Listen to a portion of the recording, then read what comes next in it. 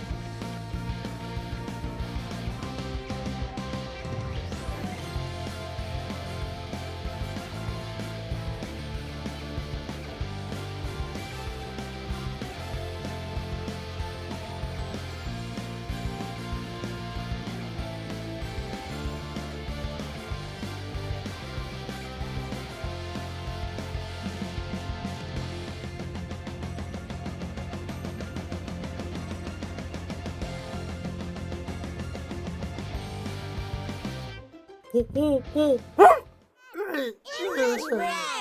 อเนียนนุ่มเด้ง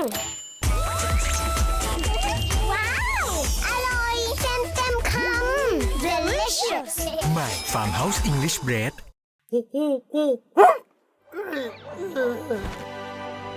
ความสุขสดใหม่ที่มีให้กันมาตลอดอร่อยถูกใจเรา Farmhouse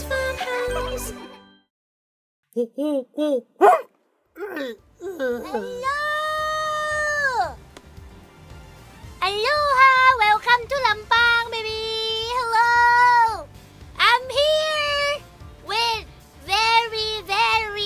very energetic energy right I'm here already so you better be ready for the continuation of Ace Attorney investigation wait let me put some how do you call it it's no nasal spray yeah wait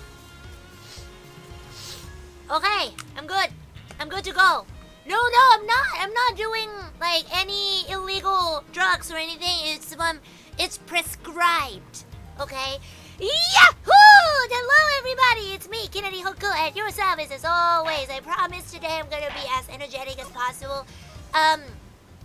And yes, it was very bad of me to just do that to you guys and to myself yesterday. I feel very bad for keeping you waiting, you know.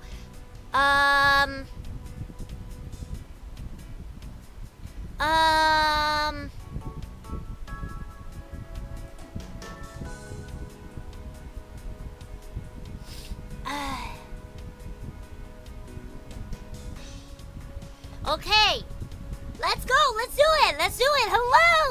Hello everybody. Hello. Wait, let me turn on the chat because oh my god, update available. Are you freaking kidding me? Why do you keep updating?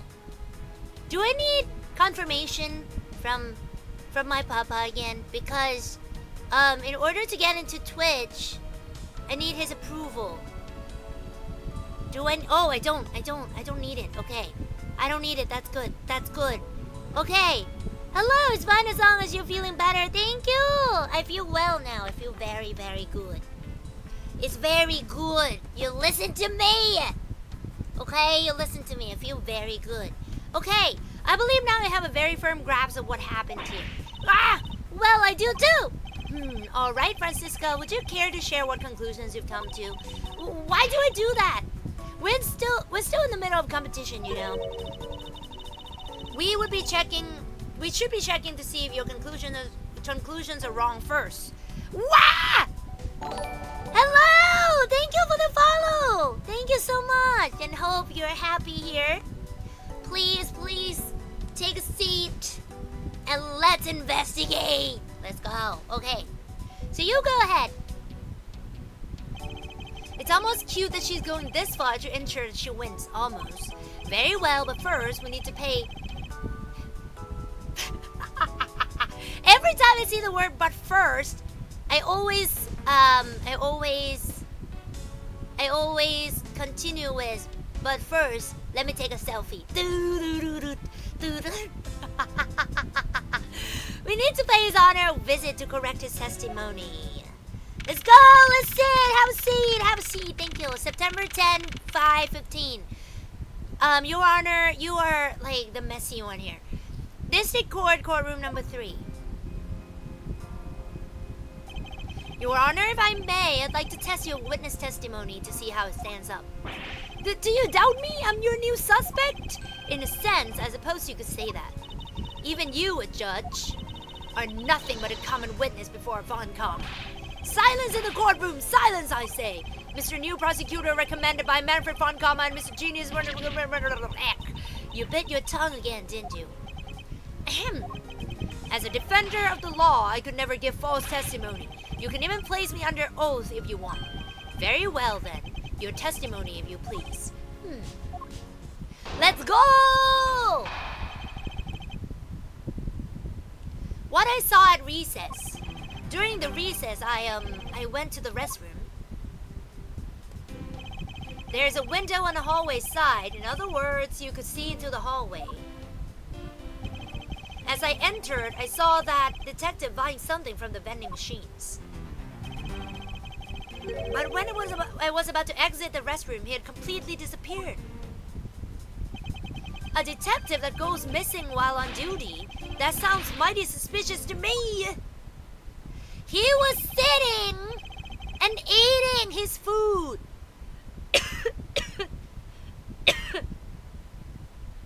Sorry. Your Honor, can you please try to remain calm? Oh.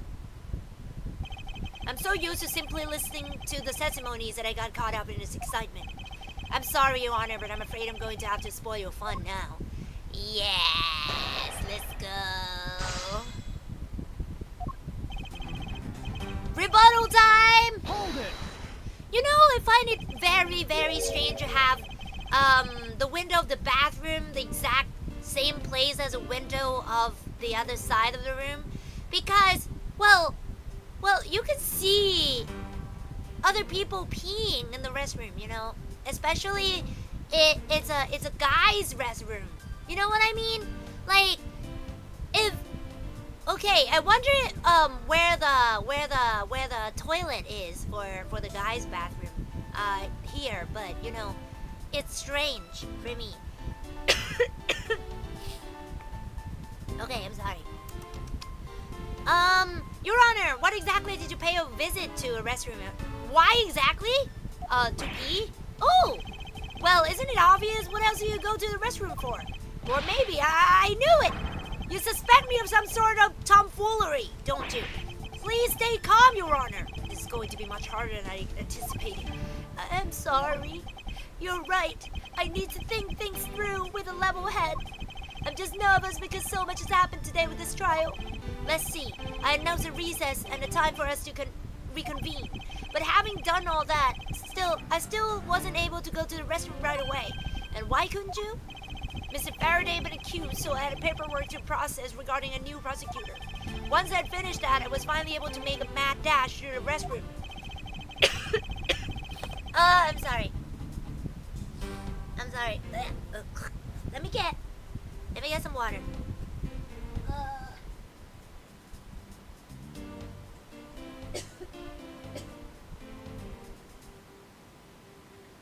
Okay. I'm good. Do not fret. I'm good.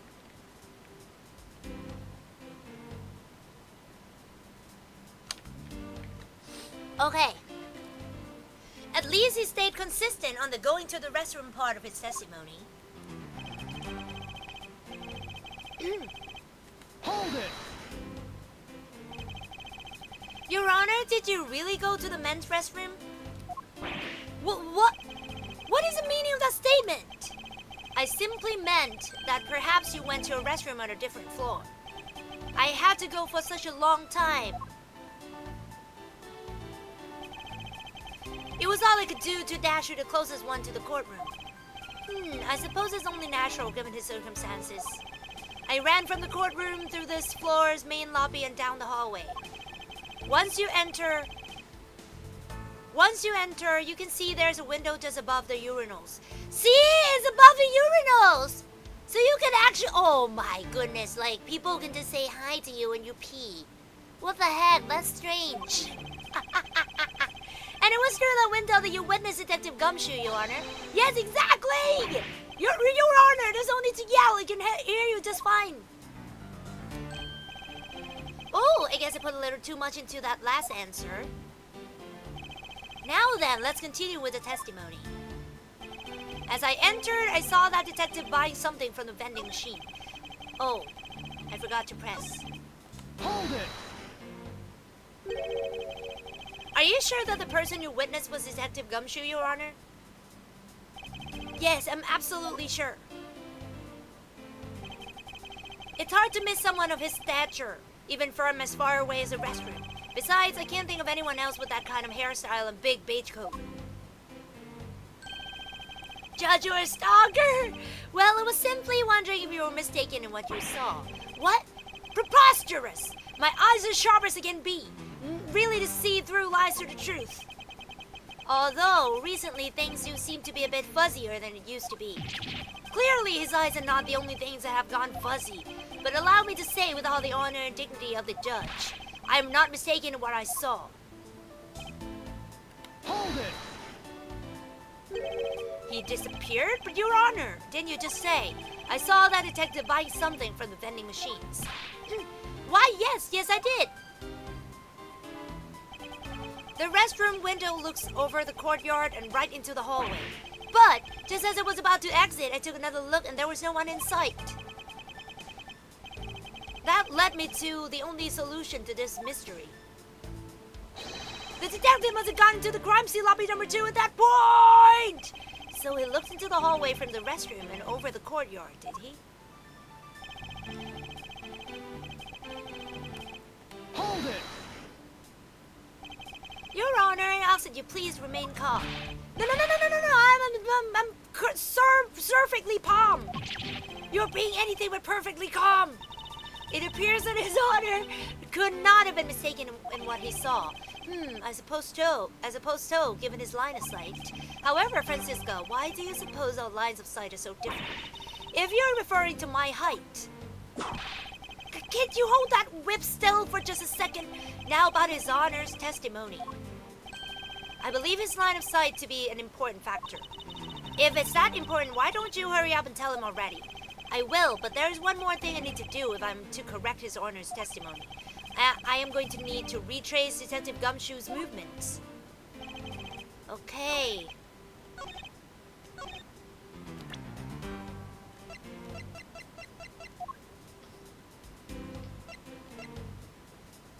Objection!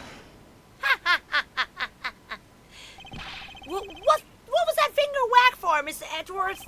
And don't you know it's rude to shout objection while someone is giving testimony? Huh.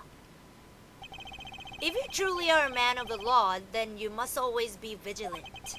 For example, I never let an opportunity to shout objection pass me by. Miles Edgeworth, it's one thing to be passionate about your job, but this is real life. This is what some people may say is a pot calling the kettle black. Your Honor, I wonder if you might take a look at this for me. What is that filth? How dare someone dirty a hallway bench like that? Who is the culprit? That party is hereby found guilty of uncleanliness. If you must know, the uncouth bench sullier has already been placed under arrest thanks to your earlier testimony, Your Honor. Oh, well, that's good, but who was it? We were able to discover something from the smudge on the bench, namely Detective Gumshoe's fingerprints. Not happy with committing just murder, he had to go and dirty the courthouse too. Guilty! Your Honor, please calm down. While it is true that the detective is the one who made the mess on the bench, we have not yet established that his action is related to the double murder. What do you mean? I believe that the detective bought a pack of Swiss rolls from the vending machine. Wait, something fell from the ceiling. What the heck? What was that? Something actually fell from my ceiling just now. Huh. Maybe just some dust. And then promptly sat down on the bench to eat one.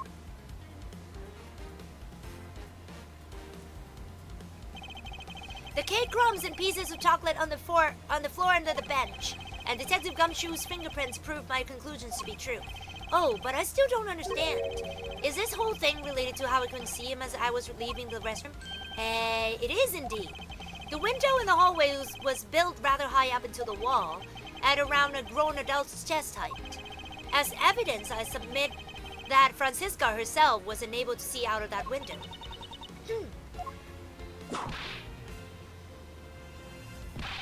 Meow! I knew I shouldn't have used her hide as evidence. But basically, what this means is that the area directly under the hallway window is a blind spot when the hallway is being viewed from the men's restroom. It seems that you have made the connection.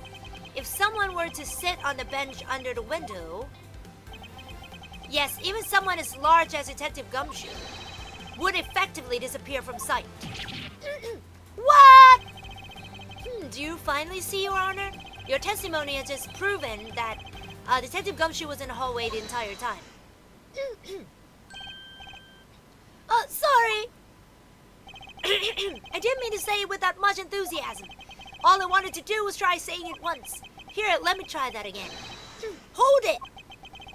Is there some value that you'd like to say? Yes, actually there is. It's raining?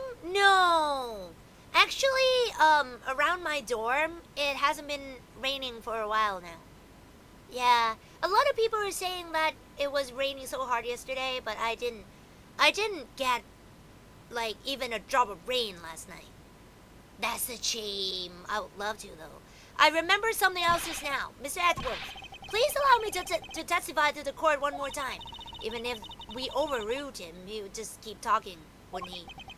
That might not be a bad thing. The more info, the better in a perfect investigation, right? What I saw, part 2. I suppose it's possible you can't see a seated person from the restroom window. However, it doesn't mean that a detective was sitting there when I looked. Anyway, I forgot to testify earlier about probably the most important detail. As I was leaving the restroom, I heard the loud bang of a gunshot. Okay. Grrr! How was that? That is the testimony of one who judges the crimes of others. Your Honor, could you try to state the important facts first next time? I agree. Before you go around judging others, you should learn to judge your own words. Eek! I'm sorry! But honestly, I thought that sound was just a noise popper until just now. Now that he mentions it, right before we restarted the trial, he did talk about that. Oh, by the way, was there someone celebrating a birthday during the recess? I could have sworn I heard a popper going off. Come to think of it, the other day with my grandson.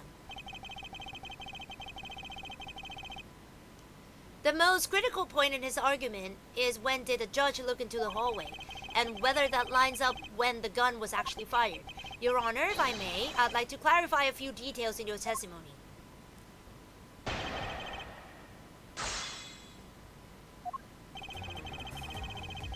Okay, let's go! Hold it! In that case, do you concede that you were overconfident in your last testimony? No! Now hold on there! I just said that it's possible you can't see a seated person from a restroom this time. But you know something? I don't think you know when the prints you referenced were left on that bench, do you? Yeah! But this is the first time it was assigned to the court, though. While you have proven that it's possible the detective was sitting, I still have a problem with just when those fingerprints were left. He's right, I have yet to prove when the fingerprints were left on that bench. While he feigns ignorance, his honor has seen a lot of life. This judge, I mustn't underestimate him. However, it doesn't mean the detective was sitting there when I looked.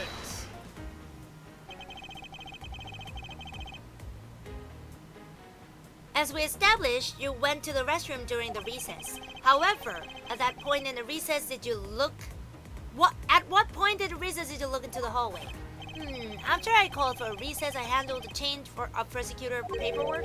Maybe about 20 minutes until we reconvened? Yes, that sounds about right. Just as I expected.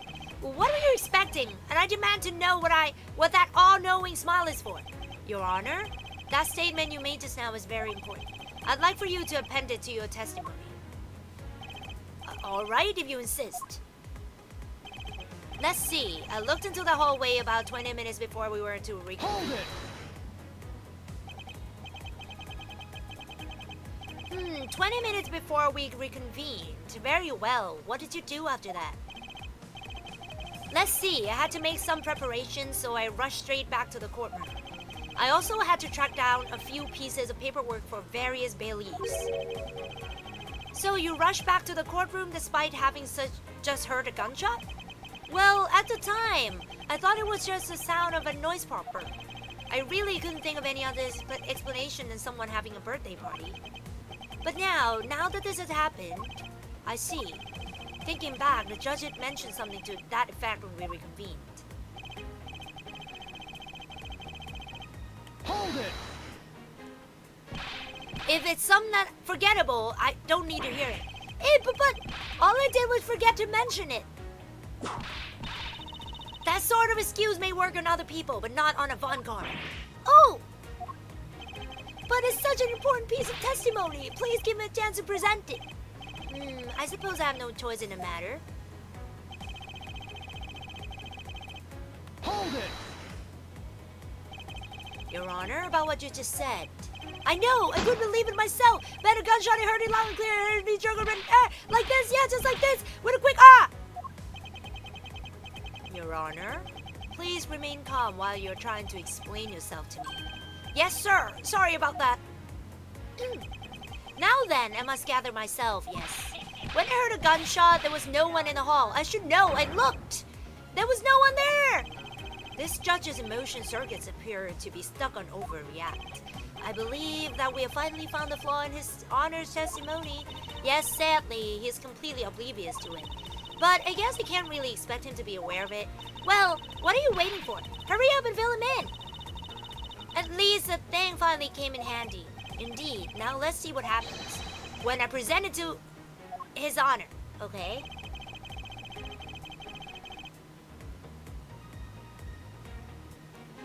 Okay, I haven't thought of anything just yet, so...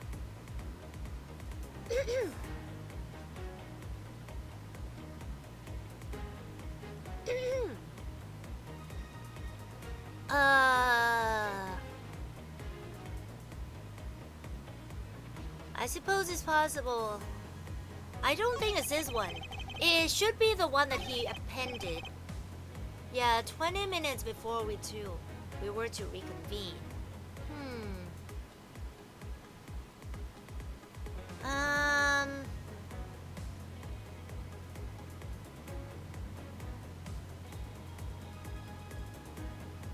Let's see. If it's 20 minutes before we reconvene...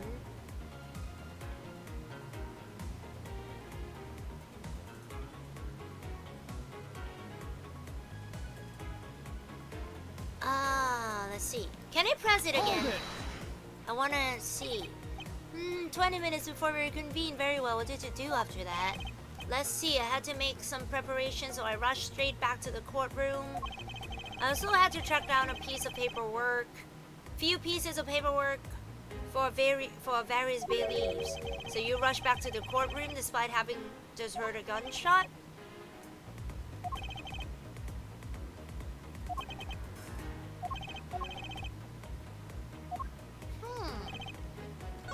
Let's see. Okay.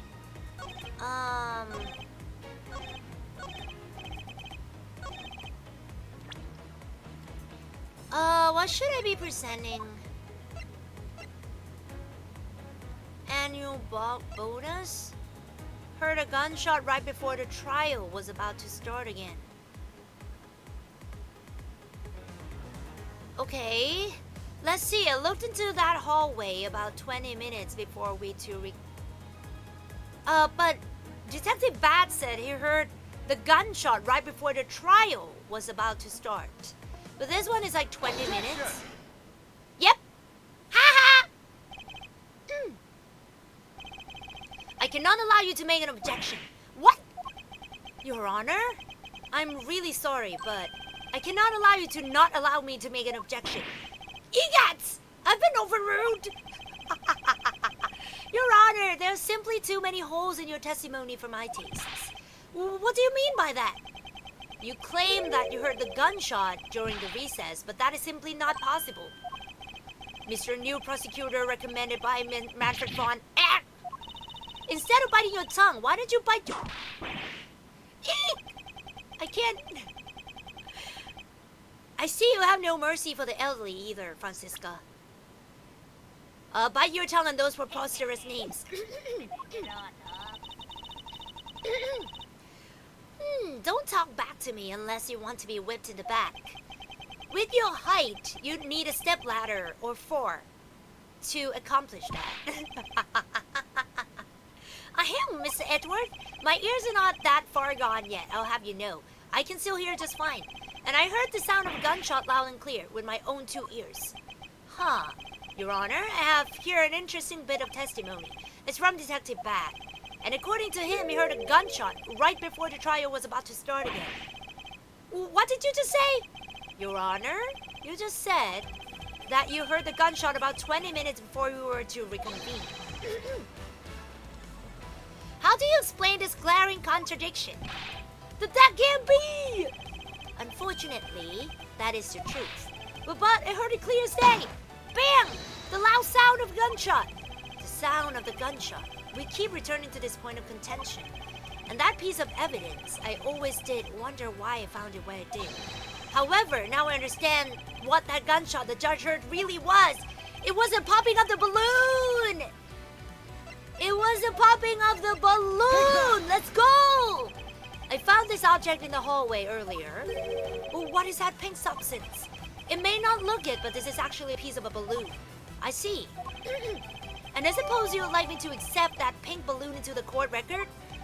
Your Honor, I present this piece of evidence in order to overrule your testimony. What? Your Honor, your argument goes as follows. You saw no one in the hallway when you heard the gunshot. Now there's no guarantee that the detective was sitting on the bench at the time.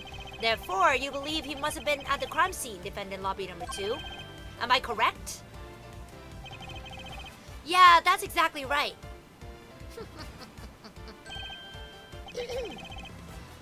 Let me ask you something. Good morning! Good morning! Hello, my fellow detectives! Hello, konnichiwa! Hello, welcome! Have a seat. Enjoy your stay. Please do not hesitate to leave the stream if you have anything to do. Do you think that the gunshot you heard was produced by a real gun? I think I've said enough that even you can figure the rest out on your own. Why the judge became the defendant? Your Honor, you were fooled by the popping of his balloon into thinking it was a gunshot. Well, what manner of trickery is this? That was a good effort you put forward, Miles Edgeworth. But if it was me, I would have wrapped his things up before the judge even testified. Care to elaborate on how one ends something before it even begins? Well, to be honest, I did think that the sound was a bit off from a real gunshot sound. But who could have guessed that someone would pop a balloon in a place like this? That's true, one doesn't usually think balloons in conjunction with courthouse. I wanted to trade these coins with you. That's it. That balloon that girl was holding, it explains everything. Your Honor, if it makes you feel any better, you didn't lie once in your testimony. However, I can't really vouch for his accuracy. Accuracy.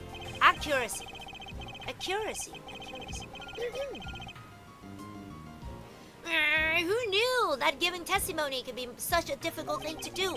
What have I done? I owe Detective Gumshoe a very, very big apology. I'll see to it myself that he's released. Wait, there's still a few things I have yet to resolve about what happened in the hallway. Your Honor, I request your permission to further question Detective Gumshoe. But why? I thought we just cleared his name. Whether he did just now or not, I still cannot say. The only thing I can do for now is to continue in my quest for the perfect explanation. And to that end, I must resolve the remaining issues pertaining to the events that occurred in the hallway. Very well. Bailiff, please bring Detective Gumshoe into the courtroom. I must fulfill my mission and find the perfect explanation to this case. September 10, District Court, courtroom number 3. Why do you have to do this here? What is it now? Is it time for my trial already? I've already told you a gazillion times, pal. I didn't do it. I'll be the judge of that, Detective Gumshoe. No, you won't. I'll be the judge of that. No. I'm the judge around here, and I'll be the judge of that. Why can't you guys be a little less judgmental? Yes, well, speaking of hasty judgments, Detective Gumshoe, I'm afraid I must apologize for an error in judgment on my part. Your Honor, I don't believe you should apologize just yet. We have yet to prove he is completely innocent of his crime. I guess so. Huh? What are you guys talking about? In any case, I would like you to testify as to your actions while you were on guard duty. And please remember, you're not on trial. This is all just a part of investigation. As such, you may still be found to be innocent. However, if you should give false testimony... Yo! My whip will object loud and clear. If you are found to be lying, you'll be held indefinitely. Understood? I gotcha, Paul. Thinking back on the state of the crime scene and the judge's testimony, it's obvious that Detective Gumshoe is lying. And if I can't break his lie, then we may never get the break in this case. While I was on duty, I came down here to the courthouse on Detective Bat's orders. As soon as I got here, he ordered me to stand guard in front of lobby number 2. From that time on until I heard the gunshot, I was in the hallway the whole time. On my honor as a detective, I swear it wasn't me, pal. He's still singing the same tired tune. In that case, I'll just have to change the melody. I know he's lying, and this time I pulled the information I need out of him. While I was on duty, let's go! Rebuttal time!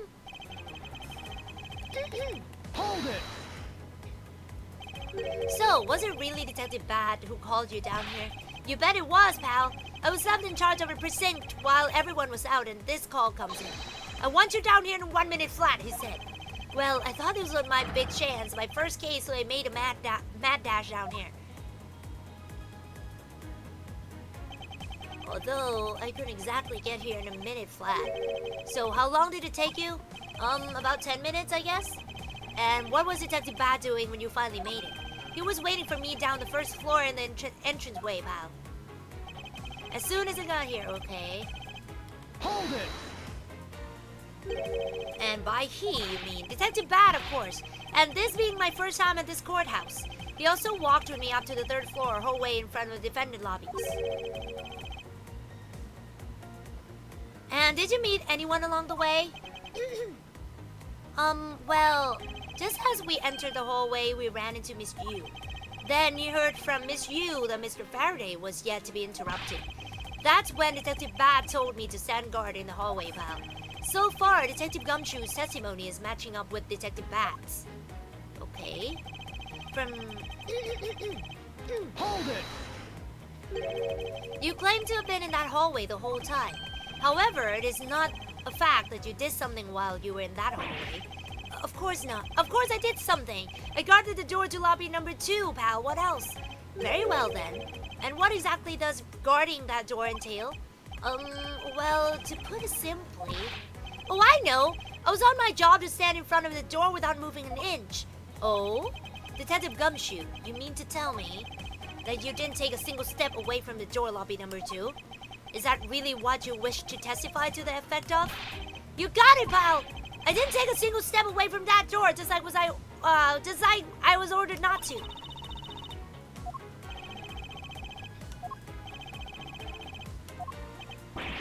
Why is everyone so quiet all of a sudden? Because we're on shock, and in all of your utter stupidity. Scruffy, if you were going to lie, at least tell us a more believable one. Youch! But I'm not lying. I should hurry up and bring this insipid testimony to a close. Hold it!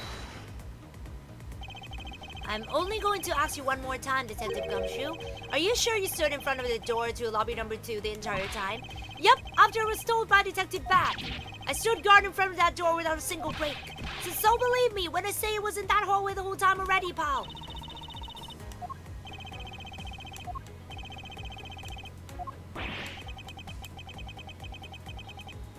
Why did everyone go quiet all of a sudden again? Apparently someone has a bit of trouble reading between the lines. What is it supposed to mean? I don't! Be quiet! Youch!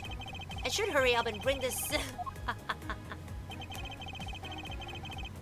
Hold it! Would you also be willing to swear that there was no one else in that hall besides you? What are you talking about? I just swore to you that I was doing my job, pal! Oh, then what are you acting so nervous for? What? I'm not nervous at all, pal! Anyway, not a single person other than myself was in the hall the whole time. I should just let it go.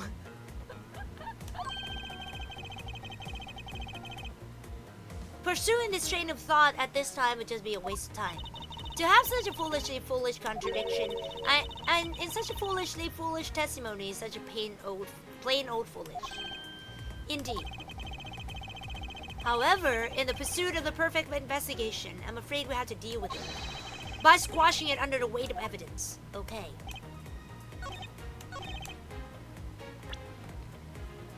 But you were eating though. Objection! Haha. I have an objection. What is it, pal? Detective Gumshoe, I wonder if you might recognize it from somewhere. Hey, it's one of those things. The courthouse special Swiss rolls, right, pal? Precisely. In that case, I suppose that you also recall the solid hallway bench. Hey, you know what? I think it was probably me that did that.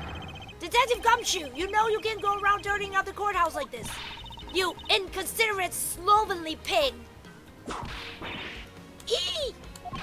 I promise to clean it up later, I swear. Now then, shall we get down to business? About the fact that you didn't move even a single step from in front of that door. If that really were the case, then how were you able to buy a pack of Swiss rolls?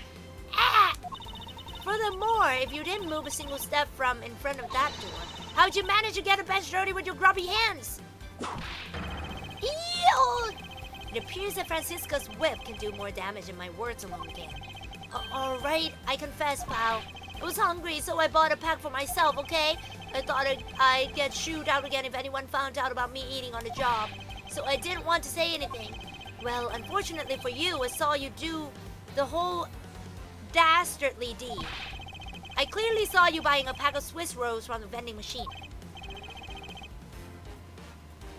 Okay, I'm sorry for lying, but that's all I'm sorry for. You got that? Because I'm not holding anything else back. That last statement, it may sound like it makes sense. However, there's something I don't quite believe about it. Are you sure you're not withholding further information from us? Huh? Oh, of course not! I've got nothing else to hide, pal. Objection! Oh, if only that were true, Detective Gumshoe. But it is true, Paul! I swear there's nothing else! Detective Gumshoe, I'm sure you're aware of the price of a pack of Swiss rolls, correct? Huh? Remind me again, Paul? That vending machine out in the hallway is selling packs of 2 Swiss rolls for $6 a pack. And yet, according to you, you didn't have any cash on you until you cashed your $5 annual bonus check. Isn't that right? Oh, no. Let me ask then, how would you manage to purchase a pack all by yourself? Can you provide me with a proper explanation for that? I told you I bought it myself, pal! There wasn't anyone else in the hallway with me, so there's no one who could have helped me buy it.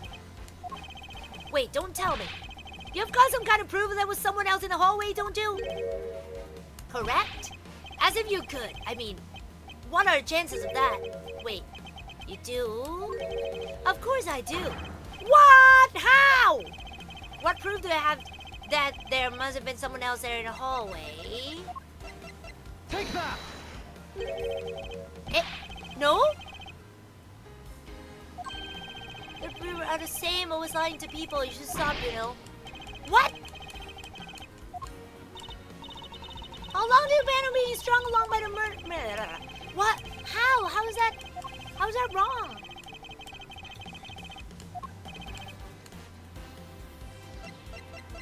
Someone else in the hallway?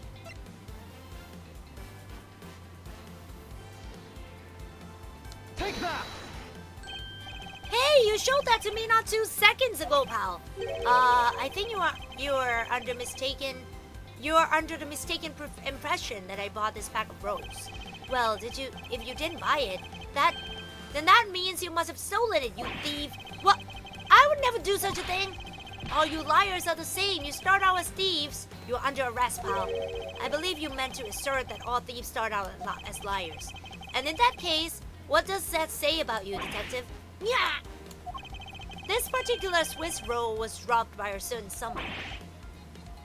Oh, there were 2 rolls in this package. You ate one of them. But you then gave the other one to a certain person, didn't you? No way, Paul! You've got it all wrong. I ate both of them.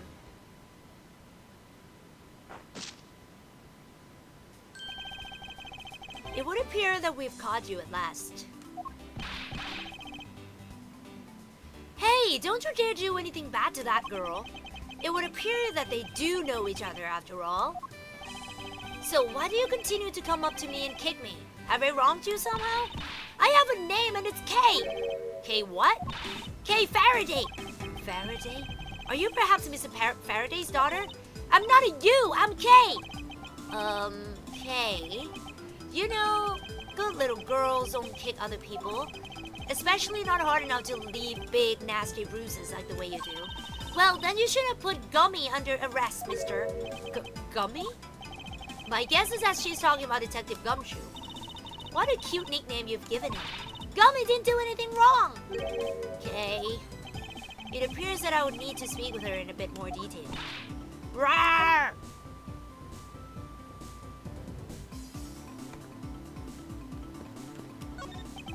It appears that we have caught you red-handed eating a Swiss roll. Ah, look, I'm sorry about lying to you, pal. And do you have nothing else to say?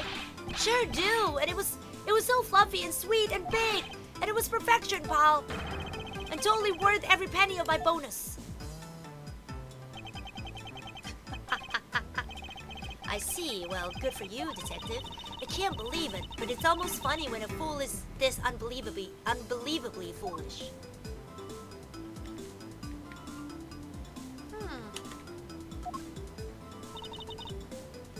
Yes, what is it? That girl, she seems to know the scruffy detective. Maybe she knows something about it that we don't. Agreed. However, she seems to be rather uncooperative at the moment. She's like a stray alley cat. Ha ha ha, I wonder what would happen if we fed her. Perhaps I will try feeding her. Yeah, I just knew it. We have to give it back to her. The Swiss roll. Oh dear. What is the matter, Your Honor? I claim to hand down fair verdicts, but I unfairly cast suspicions on a big fella. If this had been a trial just now, I would have destroyed his life. I am the guilty one. We all make mistakes, Your Honor. To err is human. To err is human, to forgive divine, as they say. Although if you were to make a mistake during a trial, then it would be quite unforgivable.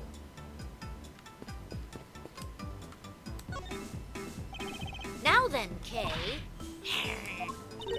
She's like a stray cat. I wonder if I should feed her something. Okay, I give you back this. Kay, I promise to give this to you if you calm down. Oh, a Swiss roll!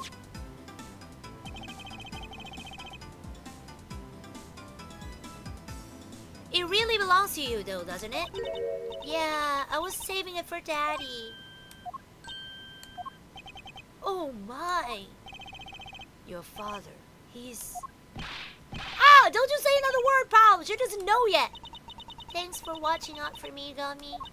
But I already know about Daddy. I overheard the guards talking. Aww, about how Daddy's he's not here anymore. Aww, it's sad. She's so young.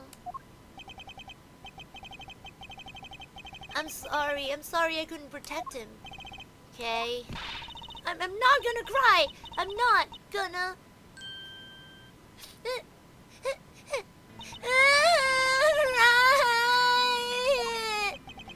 It's alright, let it all out. Your father just passed away after all. I myself was also involved in a case at this courthouse when I was a young child.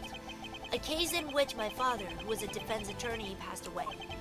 All of my dreams of becoming a lawyer were crushed into fine ash on that nightmarish day. Even now, the wound festers deep in the depths of my soul. Ever since that incident, I've dedicated myself to locking away every criminal I can. And now, to have this happen right in front of me. This child, I feel a certain shared fate, a common bond between us. Miles Edward, what sort of a gentleman are you? Are you going to just stand there and watch a lady cry? Ah, you're right. Sorry about that. Okay, here, how about we use this handkerchief here and dry your little eyes?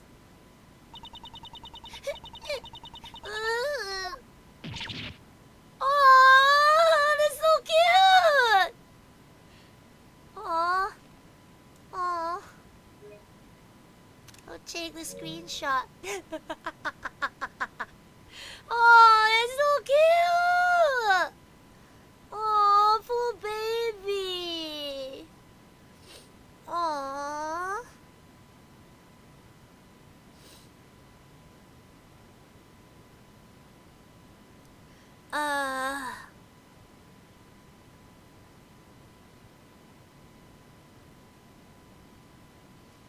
You're so cute, Edgy. You cannot kick me again, kid.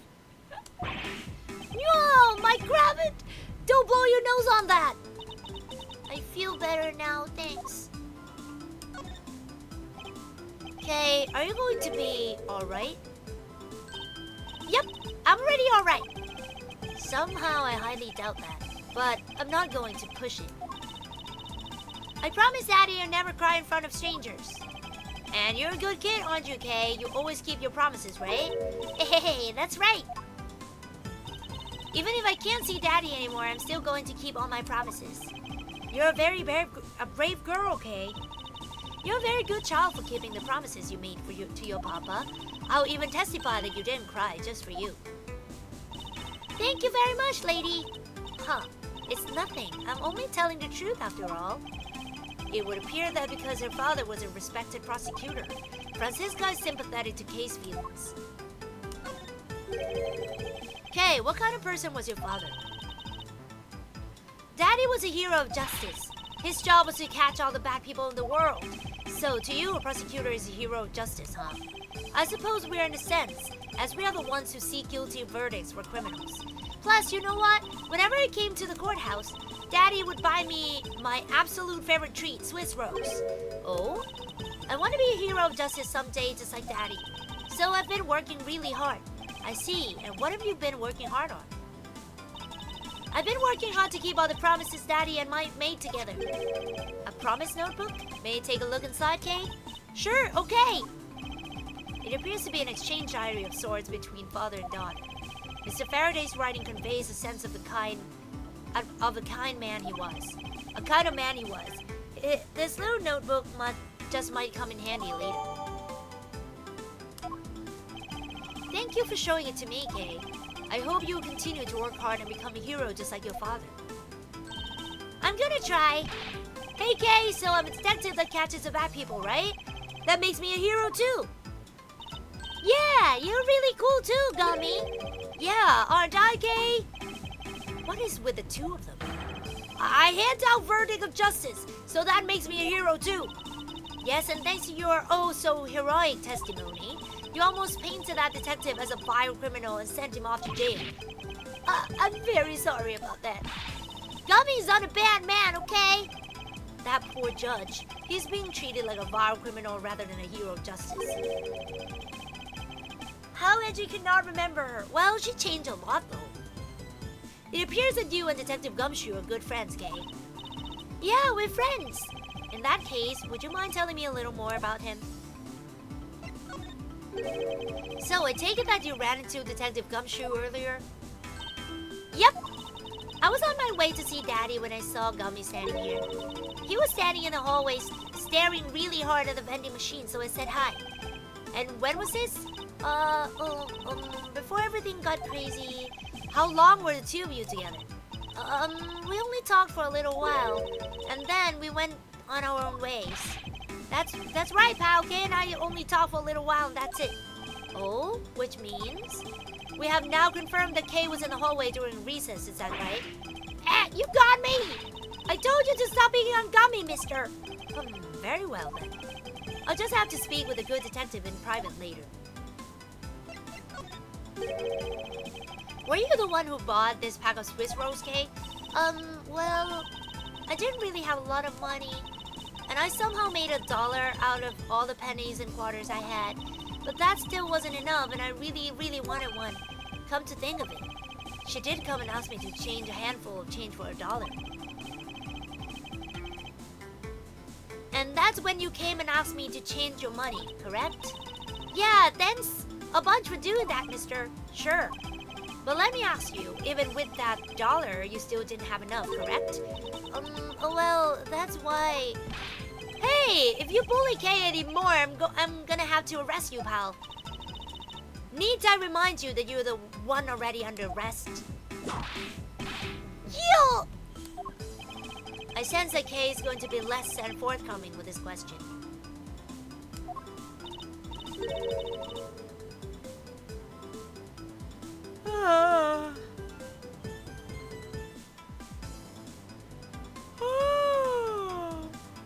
Sorry about your update.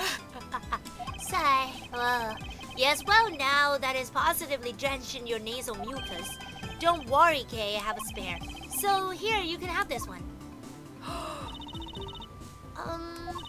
But Daddy said, never take things from a stranger. It's one of the promises you made in your promise notebook, correct? Yeah, look, see? It's right here on this page. Promise 1, never take things from a stranger, never go anywhere with a stranger. Alright then, I'm not giving this to you. I'm merely allowing you to borrow it. You can take it home, watch it nice and clean, and then give it back to me next time we meet. Okay! Daddy never said I couldn't borrow things from strangers. I like that. Now then, Detective Gumshoe. Uh-oh. I believe it is now crystal clear that you were with little Kay in that hallway.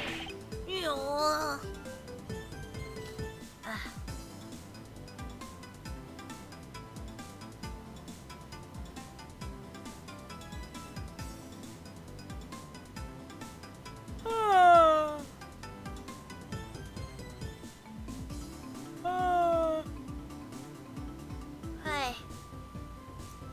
No. Grr, I told you stop being mean to Gummy. Miles Edgeworth, there's still something you have yet to resolve. I beg your pardon? You still haven't offered an explanation for why that man would lie to us. But that's, well... Gummy, don't tell me you lied for my sake. Hey, don't worry about it, Kay. Everything's gonna be okay. So that's why. So, what was Detective Gumshoe's motive for lying? If you can't explain that, then you can't call this a perfect investigation. His reason for lying is very simple. What? Here's what I believe to be his reason. From simple observation of the detective's actions and his interactions with Kay, it's obvious the detective was lying for the young girl's sake. And this piece of evidence will show you exactly why. Which piece of evidence proves that the Detective Gumshoe was lying on account of Kay? I think there's a notebook. Never take things from a stranger, never go anywhere from a stranger, always greet people with a smile, even people you don't know, never cry in front of strangers, always try to your hardest to learn about things you don't understand. Daddy's job is to make sure that everyone follows the rules. Okay, be a good girl and promise that you'll keep your promises to me, okay? Love, your daddy.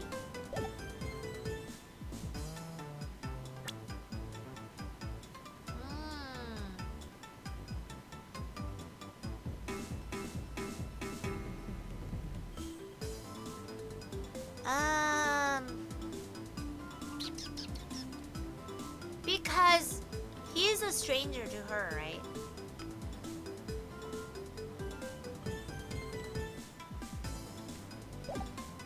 Take that! Mr. Faraday and Kay's promise notebook? How does this explain everything?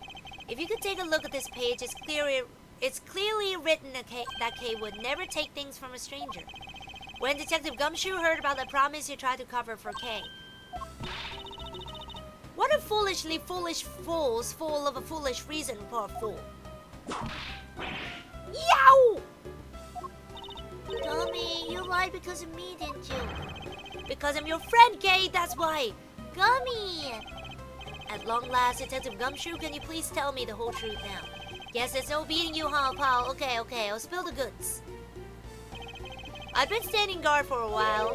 I was getting really hungry, and that snack vending machine was taunting me. But all the cash you had on you was $5, and that wasn't enough to buy anything, right? After all, the cheapest item in the machine is a $6 pack of Swiss rolls. Yeah, but then, like the angel from heaven, Kay showed up. I was thinking about sharing a snack with Daddy, so I wanted to buy a Swiss roll. And I only had about $1 in coins. So we pulled my $2 and her $1 together and bought a pack of Swiss rolls together. But I was worried about breaking one of my promises. So then Gummy said, Mr. Faraday's one scary guy when he gets mad. But don't worry, you won't get in trouble if I don't tell, right? Besides, you bought it with me. So you didn't really get it from me, you know. He told me it'd be okay. And he gave me a whole roll to save and give it to Daddy. Who knew that Scruffy would be so considerate? Indeed. Detective, I take it that you then sat down on a bench and ate the rolls together? Yeah, we split the roll and ate it right then. The sweet taste of that cake's chocolate. I'll never forget it as long as I live, pal. Anyway, Kay, I believe this also belongs to you. Oh, that's from the balloon I popped. It's bad manners to leave garbage lying around, Kay. I'm sorry. Well, I guess I can't blame you for not throwing this one piece away.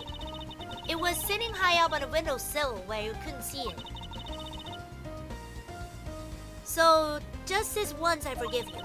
But that balloon, I wanted to surprise Gummy a little, so I popped it on purpose. And because of me, Gummy dropped his half of top Swiss rolls.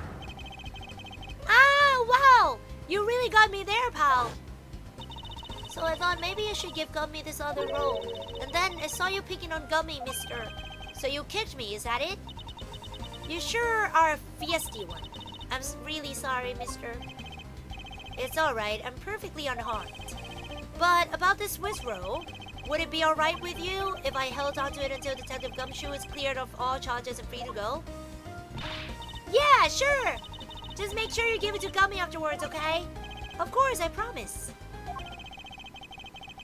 Now then, I believe we are proven beyond the shadow of a doubt that Detective Gumshoe was in the hallway for the entire duration of his duty. Which undeniably proves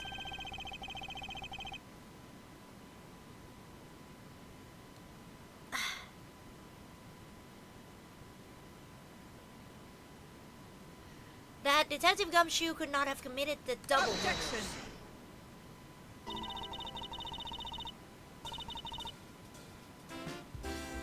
Actually, it proves us the opposite, Edgeworth. You've just shown that Detective Gumshoe is the only one who could have committed the crime. What do you mean? It's quite rude to eavesdrop, Miss Yu. Ah!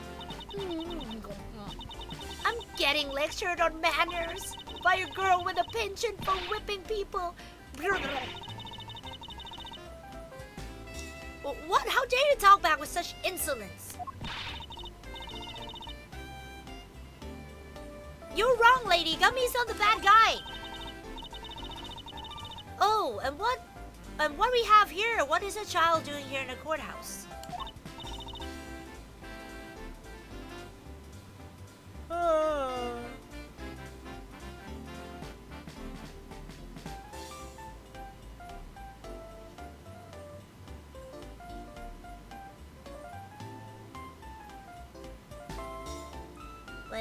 Wait.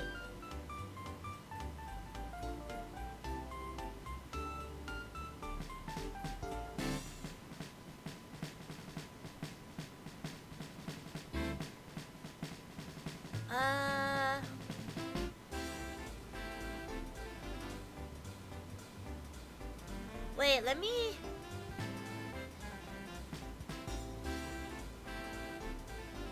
do something quick.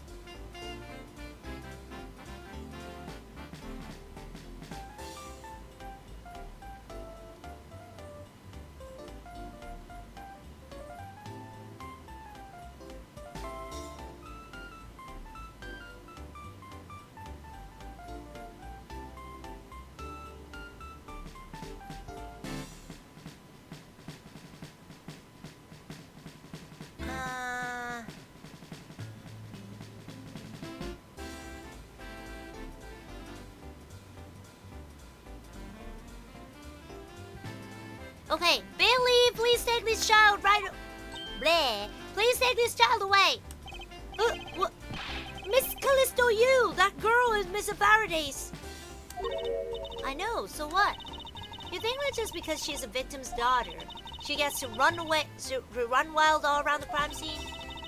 I think it's actually quite dangerous for her, to speak nothing of getting underfoot. I suppose you're right, however. As long as we are in agreement on that point, let's get back to the real issue at hand. Now then, Detective, you were in front of the door to lobby number 2 the entire time, correct? Yeah, but... You see, isn't it obvious that it could only be the detective? He is the only person who could have gone into lobby number 2 at the time of the murders. Yuck! I have no counter-argument to that. Don't worry, I've already put the necessary paperwork for his formal arrest. Yeah, but the investigation is far from over. Oh, that's right. I was going to speak with you about that. Don't you think it's reckless to talk to the suspect out in the open without a guard? Yeah, I suppose it is. Well, as someone with more experience in law than you, allow me to share something. Always keep a good eye on a criminal, or you may regret what comes to your negligence. Ooh, Miles, I can't believe you're letting this woman lecture you like this. This is unforgivable as a disciple of Von Karma. Ha ha ha, down, Tigress. Now then, I'll be looking forward to the results of your investigation.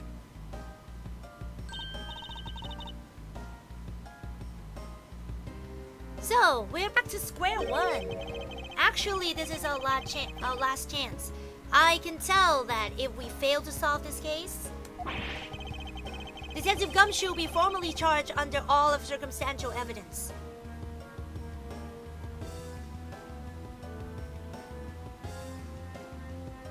Detective Gumshoe will be formally charged under all the circumstantial evidence, yes. This investigation is not over yet. There's still one location we have yet to inspect. It's where Detective Bad and Miss Yu were at the time of the crime, lobby number 1.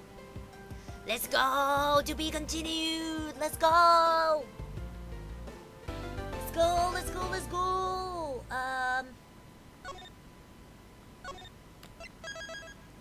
Yeah, I craving Swiss roll too! Listen to this, make me want to eat Swiss rolls. Yeah, exactly! How do I get it? Where can I get it though? September 10, 5:45 p.m. District Court, Defendant Lobby number 1. The window is open. The window is open, so's that door. We didn't know it did that anymore. You know we own 8,000 salad plates. Ooh! Let's go. What is this incredibly overpowering sweet scent? It smells like flowers. Uncle Bad, is this it? Isn't that Detective Bad and Kay over there? It looks like she managed to escape the bay leaf. No, that's not quite it. Oh, too bad, but it's so pretty. I think you're still a bit too young to be wearing that. But since you found it, I guess I can let you keep it. Thanks! I'll treasure it always. These two seem to get along rather well. Oh, here, I've got something else for you. Yay! Thank you, Uncle Bad! Earlier, I ate one of these with Gummy. Gummy? Oh, you mean Gumshoe. Gummy is... He was trying to be nice to me because I was gonna get in trouble. And then he got in trouble because he lied to protect me. Gummy. I know it didn't kill Daddy.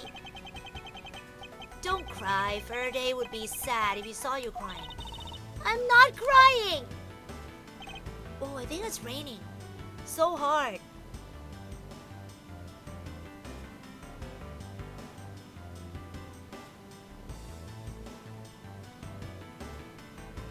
Oh my god.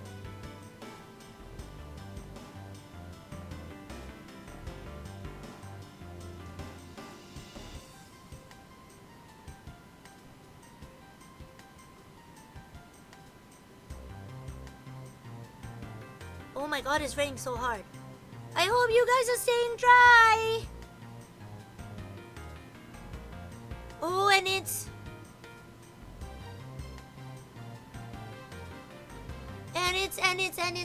Oh, happy Loigertome Day, everybody! Happy Loigertome Day!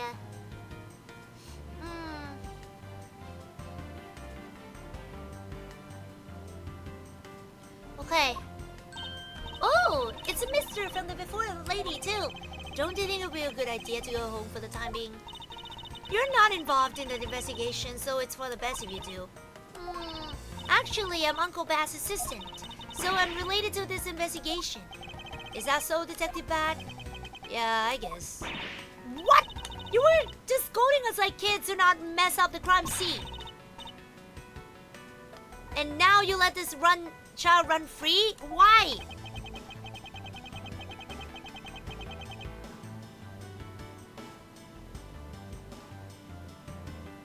People are free to investigate things outside of the actual crime scene. You also had a few things you wanted to look into. Got a problem with that?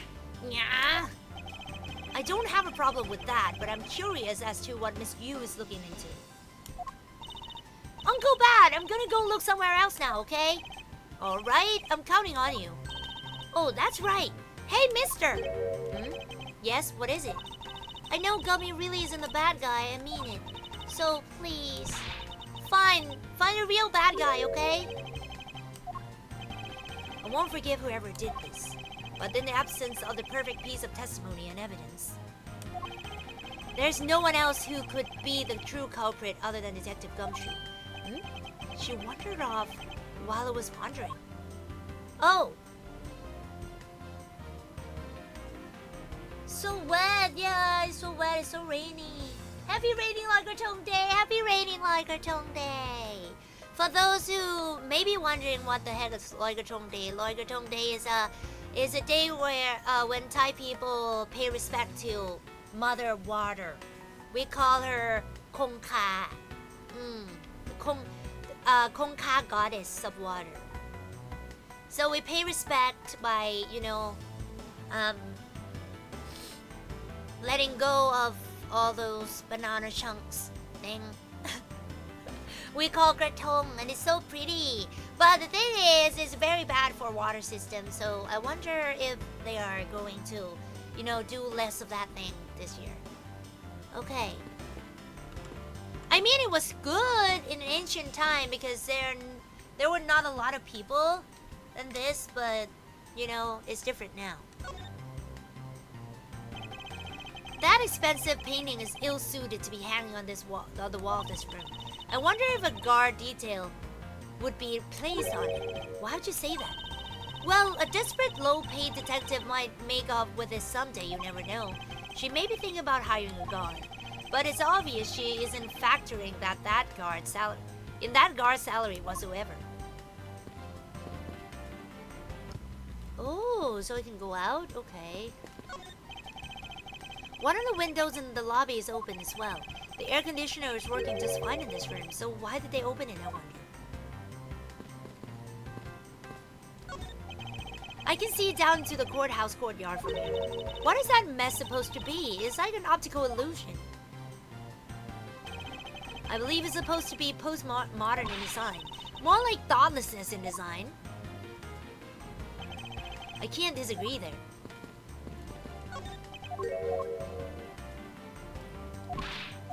Goddess of river, but you a goddess of late nighters. Ah, thank you. Yes, I am a goddess of late nighters.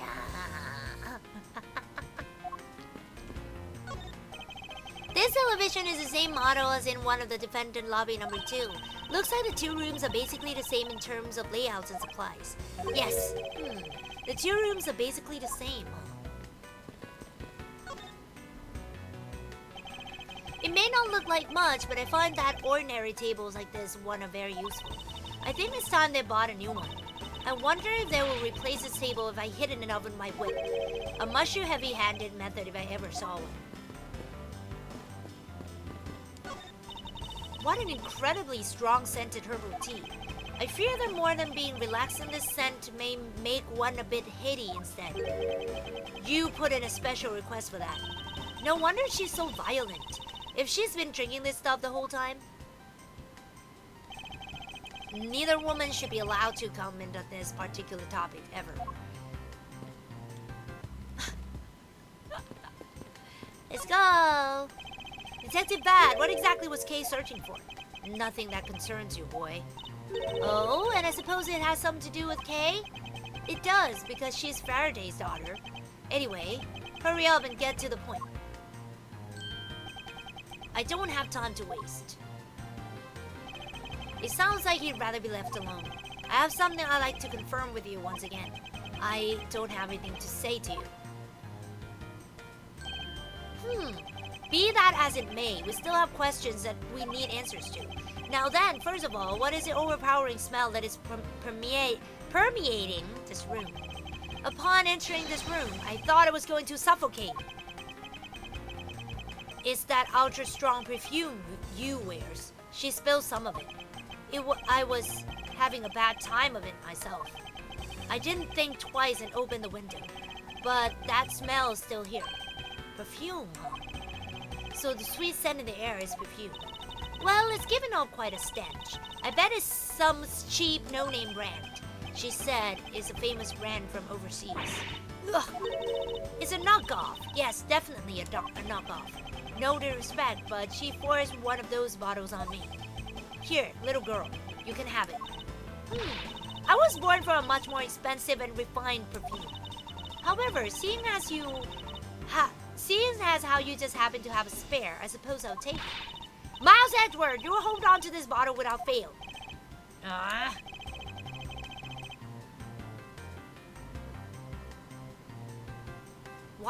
Why can't she ever be honest about her wants?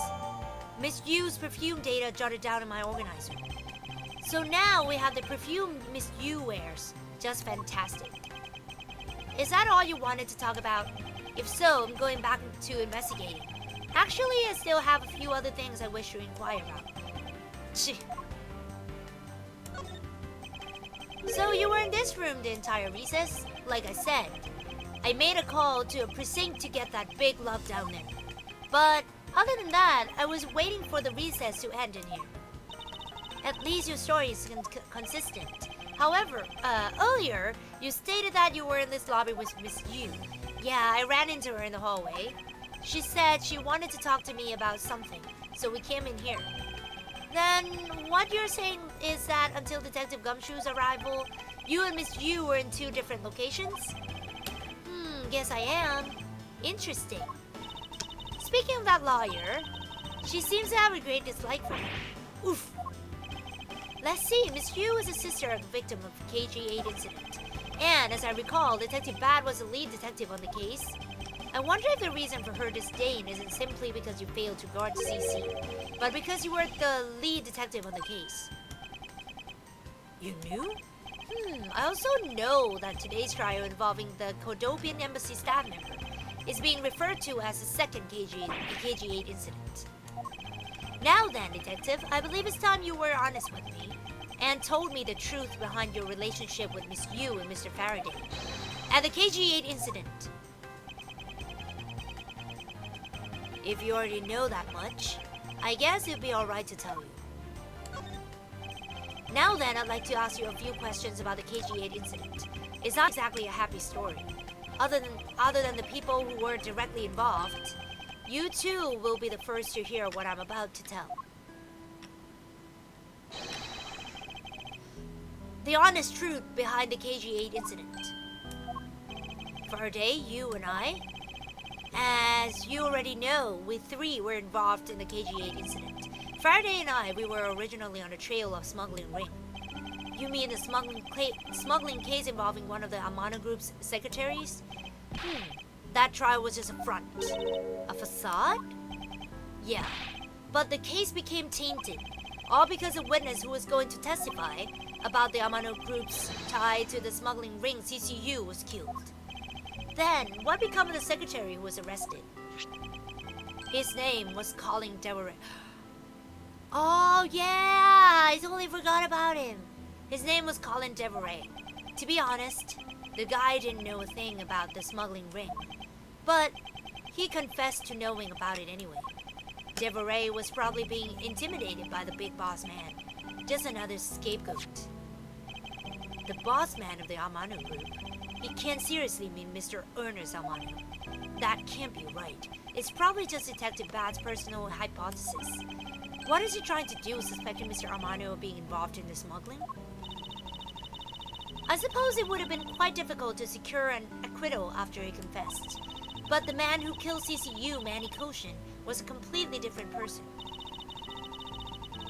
But since he's already been acquitted once of her murder, Mr. Faraday, how could you have let him go? If I remember correctly, I heard that Mr. Faraday had an important piece of evidence stolen from him. That wasn't Faraday's fault. It was mine. I wasn't vigilant enough. Faraday's CC. I was supposed to protect them both. Miss Yu did mention that as well, about how Detective Bad was supposed to guard her sister. But even I was supposed to protect them. I fell into their trap. What kind of a trap? The holes in this jacket are a testament to this. Oh my god, all the holes? You mean you were fired upon? You were shot at that many times in one gunfight?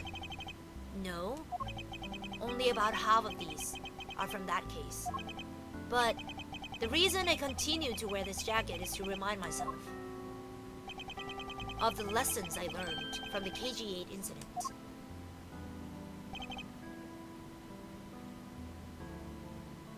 I see. I couldn't protect CCU, and the suspect was found not guilty. We had hit a brick wall as far as the law was concerned, and that's when we came to the courtroom. The victim's sister. That's when I first met Callisto Yu.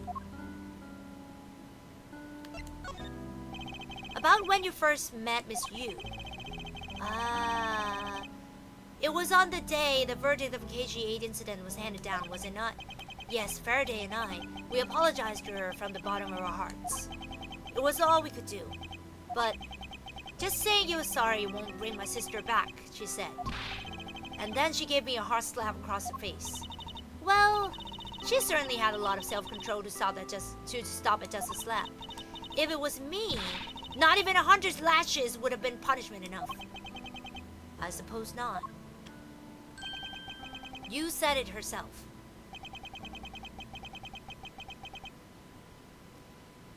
That she never wanted to see either of us ever again.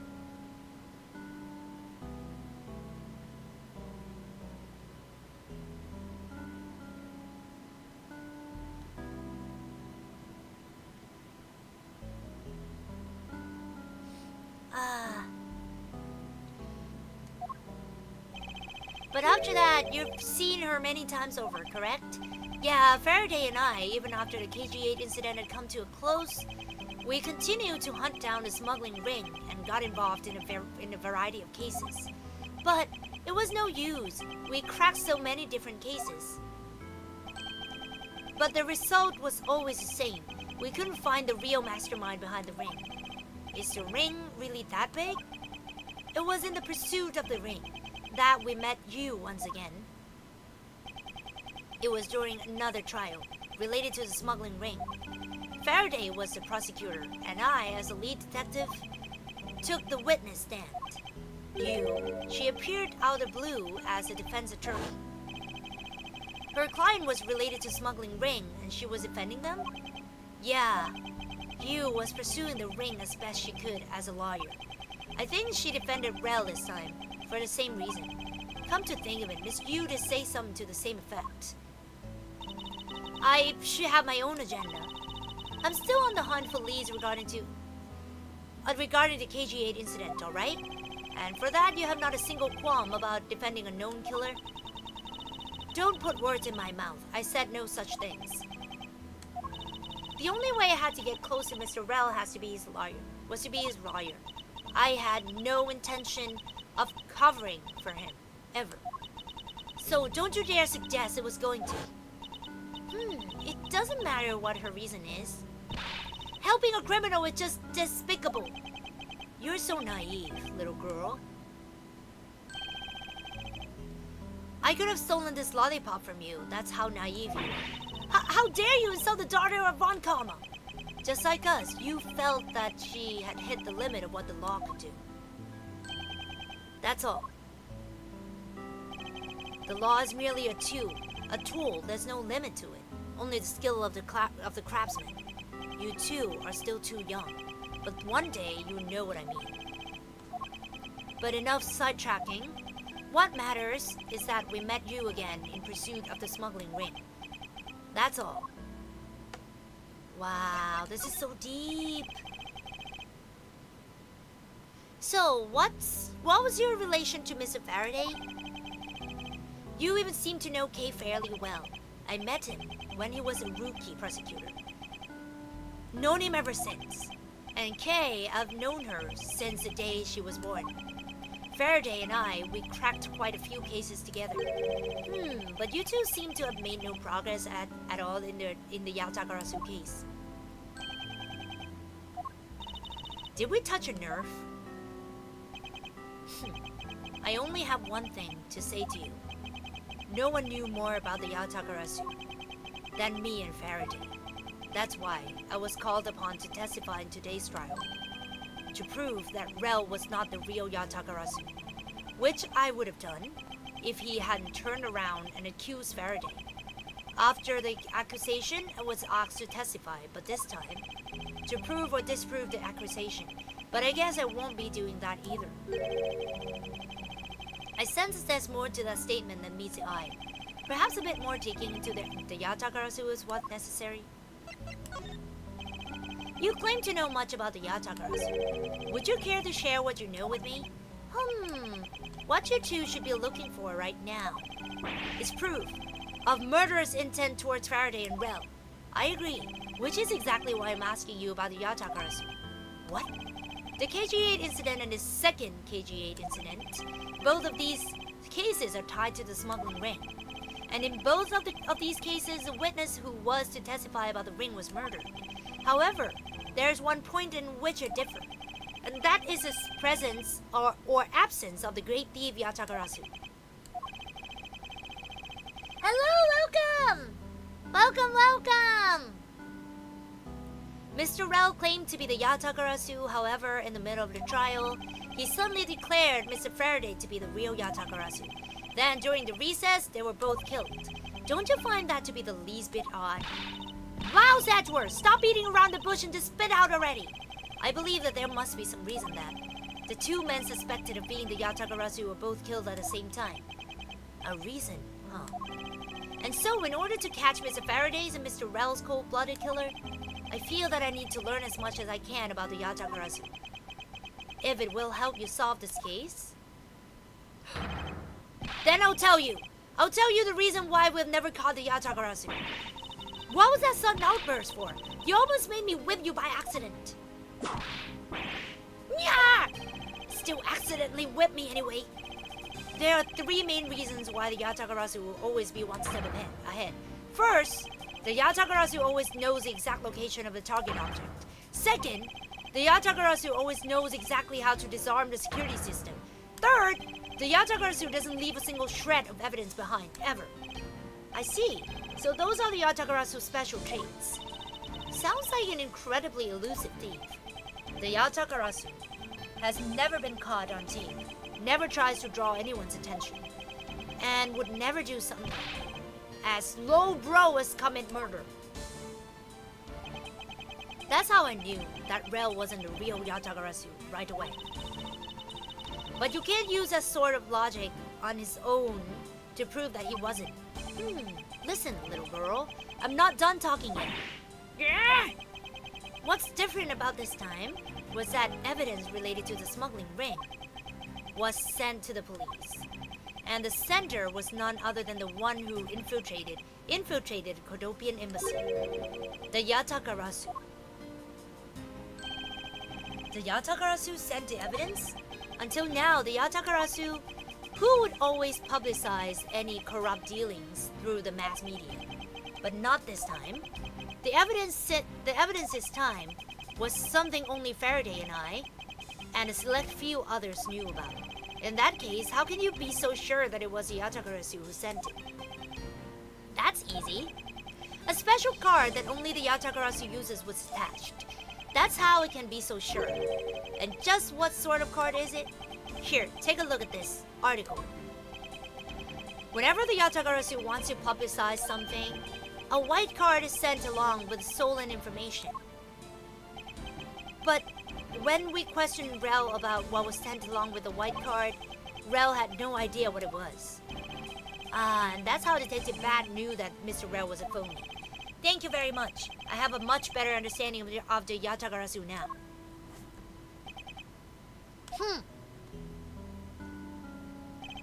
Excuse me, Mr. Edgeworth. Yes. His Honor would like to transfer the evidence for today's trial over to you. So if you could please head over to the courtroom, it'd be much appreciated, sir. Understood. I'll be there shortly. Detective Bat, what does the law mean to you? Finding the answer to that question is the only reason I'm still alive. Wow, so touchy. I became a prosecutor to find the answer to that question myself, and to play a part in ensuring that all criminals everywhere are found guilty. September 10, District Court, courtroom number 3. Oh, it's you, Mr. Edgeworth. It appears that His Honor is still a bit dispirited. For the first time today, I experienced what it's like to stand at the witness stand.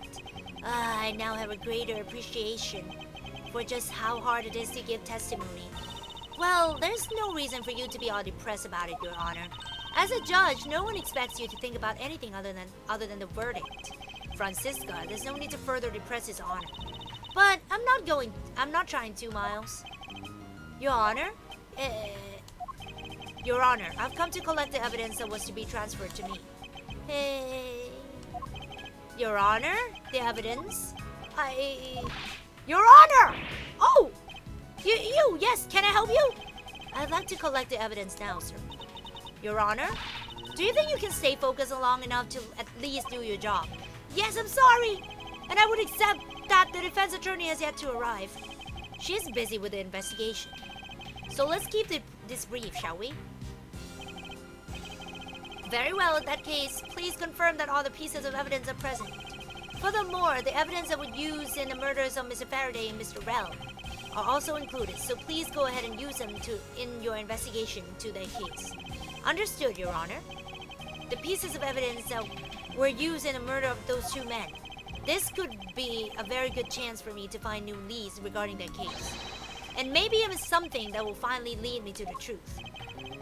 I'll place all the evidence over the prosecutor's bench for you. I see. Thank you very much. I'll go and confirm that they are all accounted for.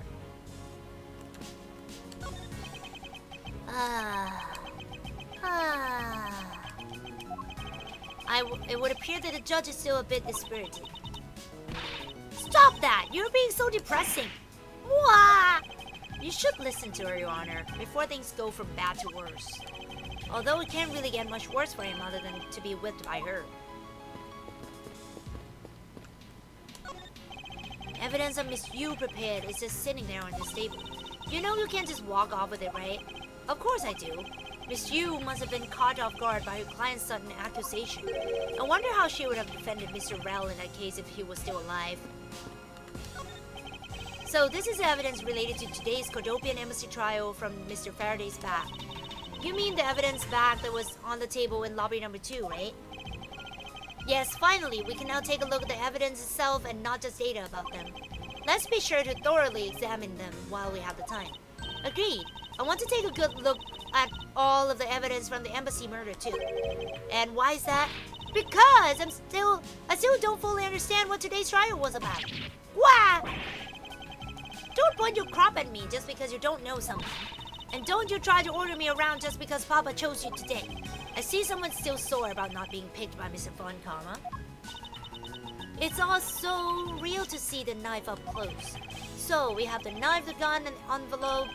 So this and what's this organizer doing here? Oh, that's right. I completely forgot to tell you. About what, Your Honor? They found Mr. Faraday's personal organizers inside the evidence bag of his. Detective Bat requested it to be passed along to you. He said it would help the investigation. Detective Bat say that? What a strange stroke of luck. Well, never look a gift horse in the mouth. We might as well flip through it too. I won't, okay. This gun was originally used to kill the Cordopian Embassy staff member. When the crime was reported, the responding police found Mr. Rel still holding it. which led to his immediate arrest. And then, his gun took the original shooter's life. How ironic. Indeed, there doesn't seem to be anything else we can learn from this piece of evidence.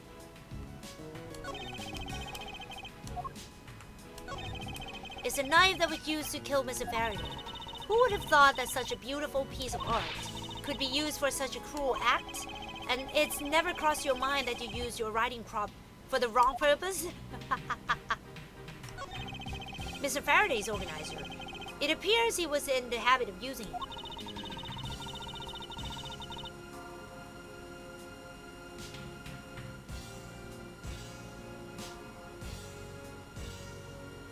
It looks like he wrote his strategy for getting Mr. Rel convicted down in here. I have collected the evidence I need to prove that Rel was a killer. Between the handgun Rel had on him when he was arrested and the surveillance tape, I should be able to prove that he was the one. It appears that Mr. Faraday honestly believed that Mr. Rel was a killer in the case. The sound of his handgun going off was recorded with superb clarity on the surveillance video.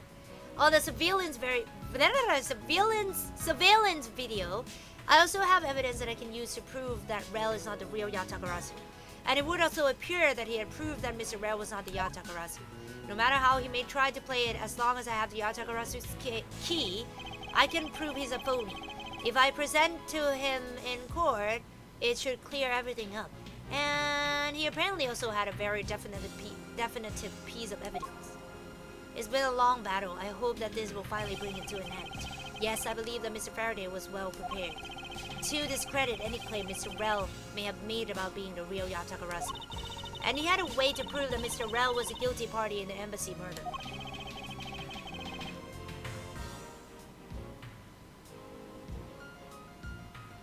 This organizer is a clue straight from Mr. Faraday. I'll have to take my time and give it a thorough read later.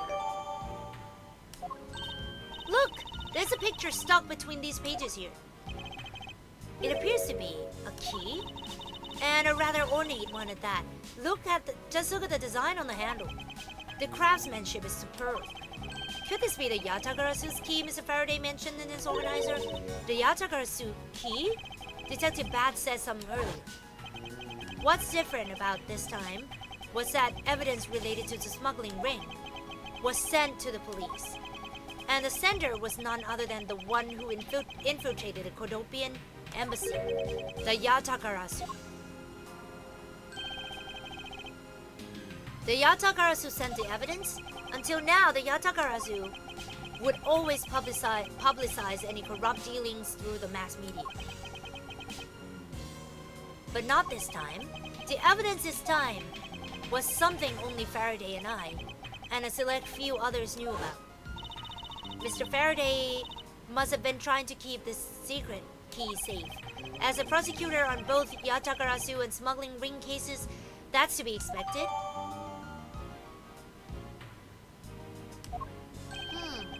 That's odd.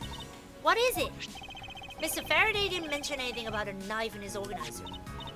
That certainly is odd. The weapon that was used to kill the Kodopian embassy staff member was a gun.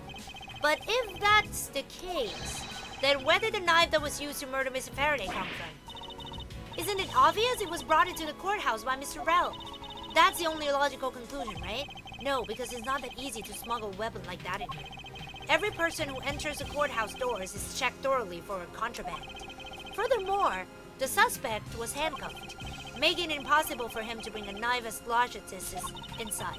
In that case, how do you suppose the knife ended up inside the courthouse? I don't know, Francisca. Come on. I need to think carefully here. There's nothing related to the knife written anywhere in Mr. Faraday's organizer. However, it is a fact that this knife came from Mr. Faraday's evidence bag. Conversely, there's one item listed in Mr. Faraday's organizer that no one has claimed to have seen today. So in order to solve this mystery, I believe I'll need to take another good look at the evidence. Miles Edgeworth, can you take the fact that you have yet to answer me to mean that you don't have an answer for me? Actually, I do know the answer, Francisca. What? Then what is it? One of the pieces of evidence we've been holding has been hiding a secret of its own. And it was through this piece of evidence that the knife was brought to the courthouse. Oh my goodness.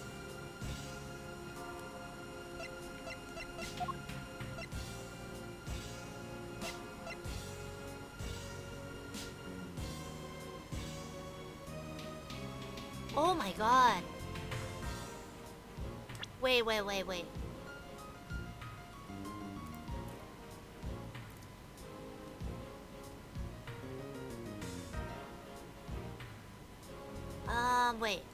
Nothing related to the knife. Conversely, there's one item listed in Mr. Faraday's.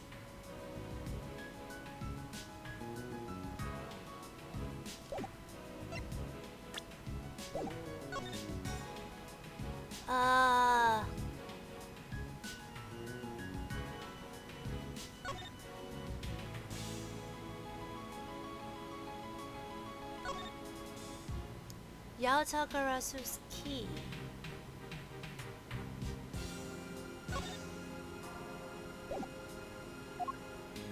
Is it the key?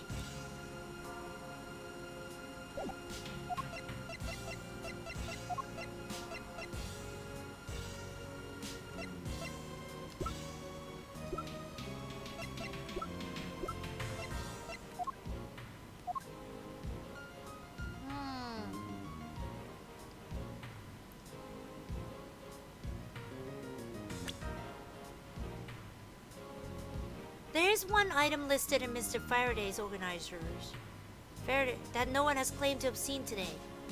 Is it this one though? Take that! This Yatakarasu's key Mr. Faraday mentions in his organizer.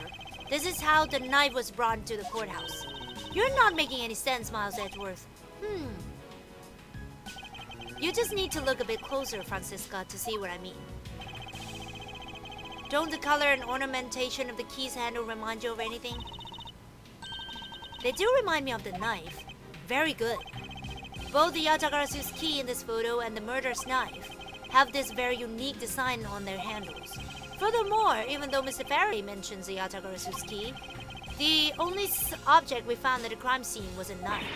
You don't seriously mean to say? It appears that you have finally caught up. And yes, I do mean to say that these two pieces are in fact one and the same. But that's impossible! Even if that is what you believe, we should still investigate this possibility. Yeah. Now then, let us examine the knife in a little more detail.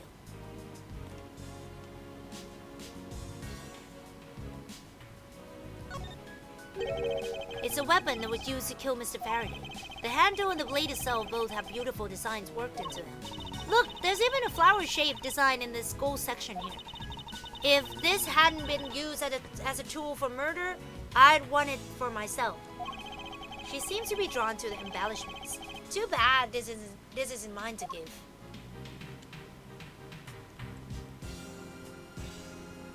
Yeah, it's inside.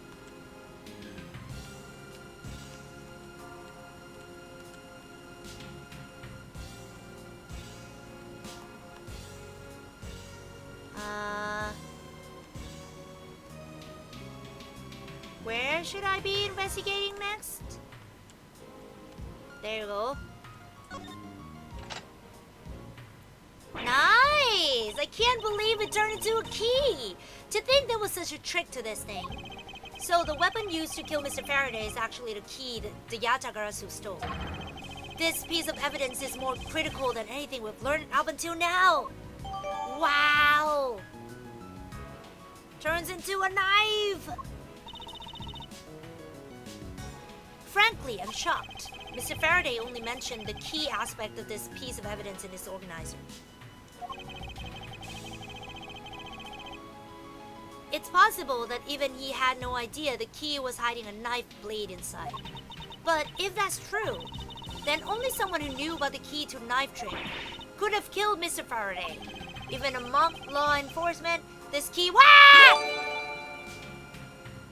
Hello! Vitaito! Thank you so much for the gift! Thank you!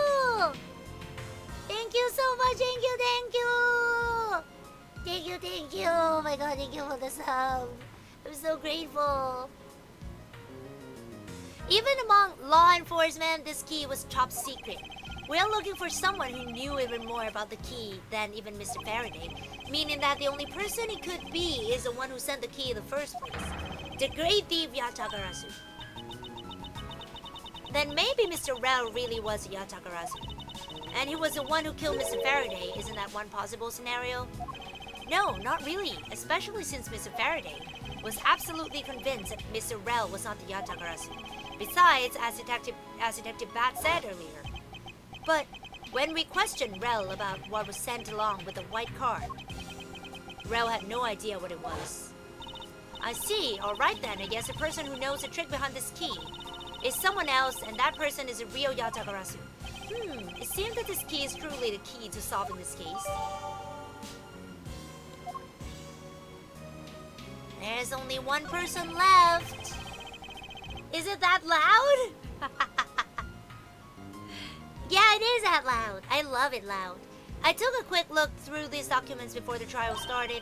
Well, I wasn't even afforded the opportunity to skim it. I suppose I should explain it to you then. Yes, you should. Perfectly in its entirety, if you please. On the night of September 8th, the embassy staff member was killed in front of the embassy. The staff member died of shock due to being shot in the heart. Mackerel was brought in that night as a suspect and thoroughly questioned because a murder weapon was found on him, or for which he was arrested on the spot. A simpleton of a man, that's what he was. Perhaps he was for the weapon wasn't only incriminating evidence we had. Mr. Rel was caught in the act on film by a security camera. He was an even bigger simpleton than I thought. I can't believe he didn't notice a security camera. The Kodopian embassy security system is supposedly very well designed. He may have simply not been aware that there was a camera in the area. So, have you seen the contents of the video for yourself? Yes, the surveillance video the security camera took was played during the trial by Mr. Faraday. You can clearly identify Mr. Rel on it, then the sound of the gunshot was crystal clear. So the footage included sound, huh? I don't think I'd ever want to see the moment of someone's death in real life. Me neither. That's odd. We're short one piece of evidence. And the piece that's missing is a surveillance video that was played in court. The surveillance video? How could a piece of evidence just disappear? Where did it go?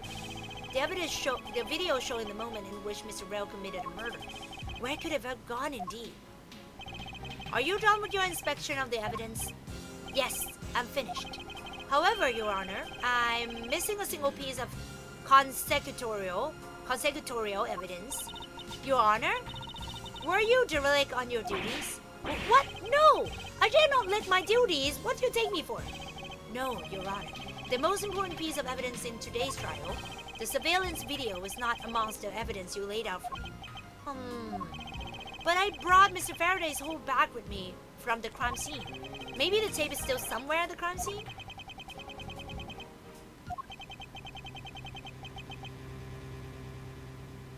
Hello, welcome! There's something wrong here. Something about this missing piece of evidence. It would appear that for me to find the answers I seek, I will have to pay another visit to the scene of the crime, defendant lobby number 2. Wow, this is getting intense. Oh my god! He's in a uniform! Mr. Long Lang! Mr. Long Lang! September 10, 6 p.m. District Court, defendant lobby number 2.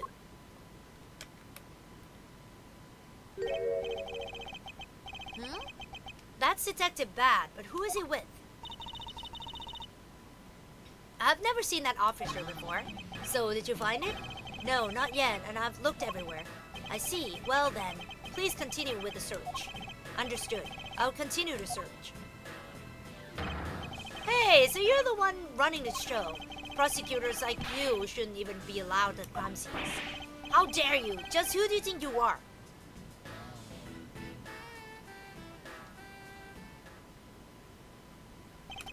What was that all about? And who was that man just now? Whoever he was, I've never seen a more impudent officer in my life. Does he even know that we're standing right here behind him? I know you're standing right behind me. What do you want, kids? It looks like you were paying attention after all. Of course I was. I have eyes in the back of my head. So that mirror isn't for vanity's sake. It's for him to keep an eye out on who or what is behind him at all times. So tell me, Detective Bad, who was that rude man just now? The guy came here from Republic of Zhongfa to study. He's Agent Lang. He's trying everything he can to revive the lost honor of his family. He's traveling the world to study different philosophies of detainment from scratch. By visiting various police departments around the world, he has a lot of dedication. He's still just a rookie cop, but I sense a strong grudge of some sort from him. The guy's more useful than Gumshoe, even if he is rude. Well, he sure has a lot of guts to come to his country and give persecutors a hard time. I agree, however, I can think of one young lady that statement also applies to. Anyway, what was that agent looking for, Detective Bat? Earlier, that little girl was poking around in lobby number 1 as well. Like I said before, it's got nothing to do with the two of you. I highly doubt that it has nothing to do with me. Fine, if this is a game I must play, then I will take this opportunity to draw out what he's been hiding and what happened in this room straight from him. The curtains are shut tight. The color of those curtains is rather gloomy for a place where people's lives are in balance. They could have chosen to hang something a little more cheery, you know? I know, however, I think the designer had more things to think about than the lobbies. Well, as a fun comma, I would afford any location related to the law extra attention to detail. A bit obsessive, aren't we?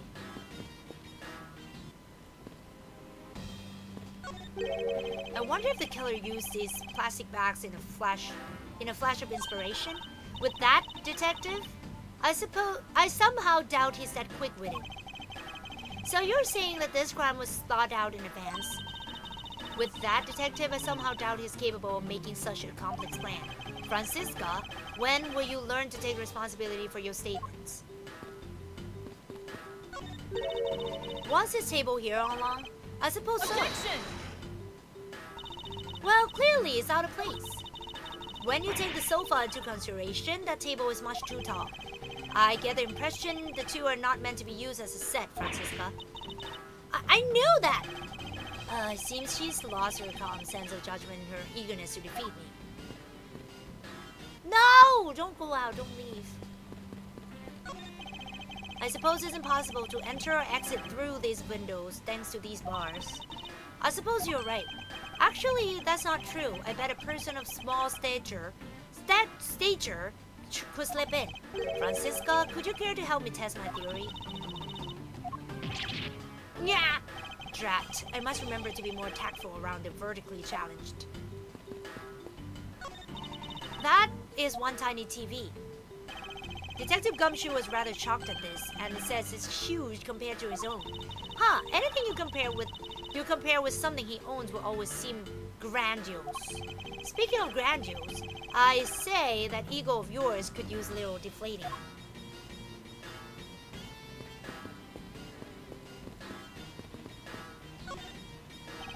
Earlier, you were in lobby number 1, and now you're here in lobby number 2. You're quite a busy man, Detective Bad. Multiple returns to a crime scene brings about success. That's what we detectives say. I see. In that case, you wouldn't mind if I asked about what happened again, correct? I don't have anything left to say to you, boy. Yeah, boy? You see, I will draw my answer from you one way or another.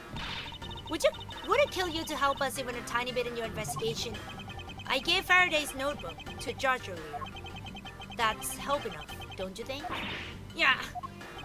Please, we're asking you for just a bit more of your cooperation. Don't push me, kid.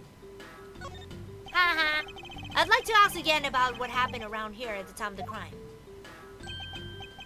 I refuse to answer. Any more investigating you do would be a waste of time. Besides, how am I supposed to answer questions about things I don't know about? Things you don't know about? But aren't you supposed to know everything? He should. Wait, is it possible? Maybe he doesn't know about the trick behind that piece of evidence. I should try showing it to him. It may prove to be the key to getting some answers from Detective Bat.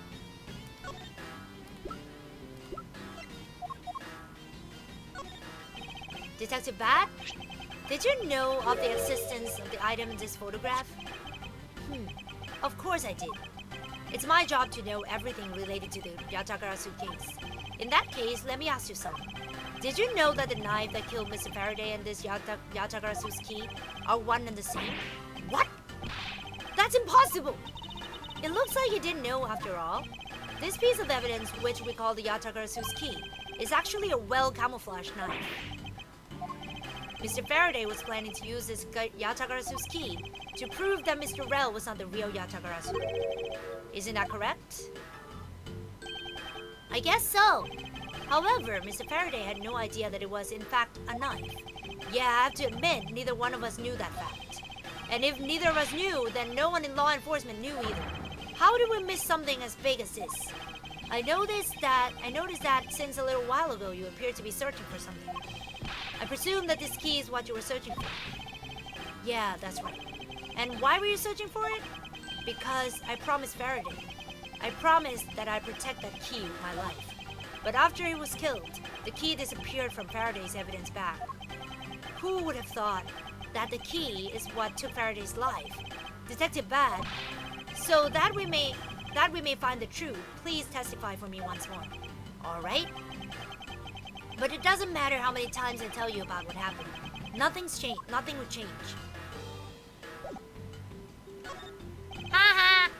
Detective Bat, I ask that you please testify once more about what happened in lobby number 2 and what you experienced in lobby number 1. My answer is still the same.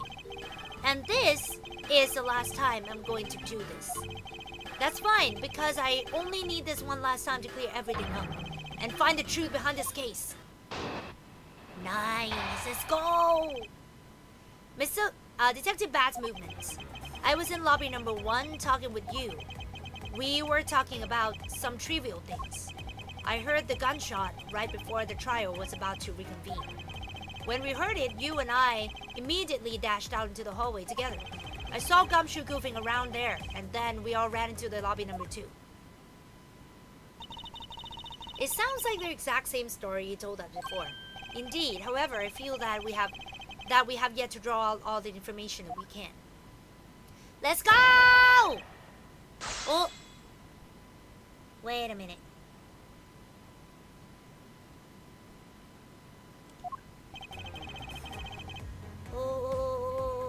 Oh, let's go. Wait.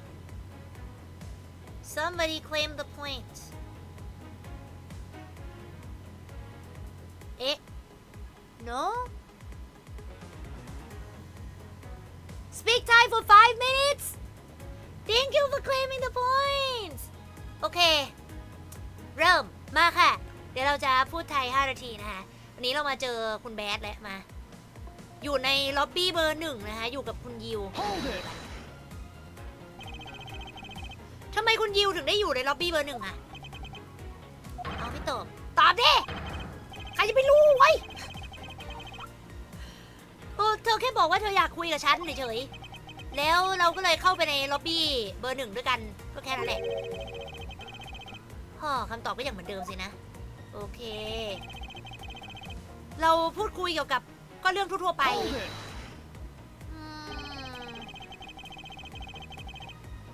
ขออธิบายหน่อยได้ไหมครับว่าคุยกันเรื่องอะไร ก็เรื่องทั่วไปอ่ะ มันไม่ได้มีเรื่องอะไร มันไม่ได้มีเรื่องอะไรสำคัญหรอกนะ นั่นมันเป็นสิ่งที่ผมตัดสินใจเองต่างหากเล่า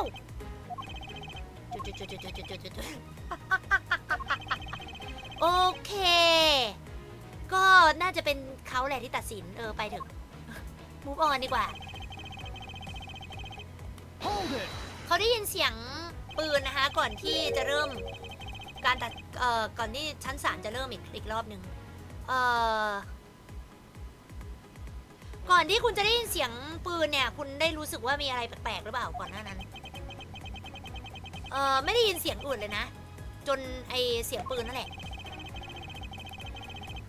ถ้าเกิดว่าเสียงนั้นเป็นเสียงปืนนั้นเป็นเสียงที่มาจากเหตุที่เกิดขึ้นจริงๆ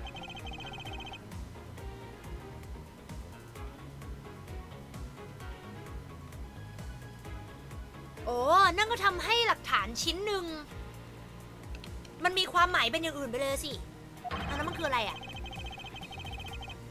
มาช่วยแก้ไขข้อความหน่อยครับโอเคได้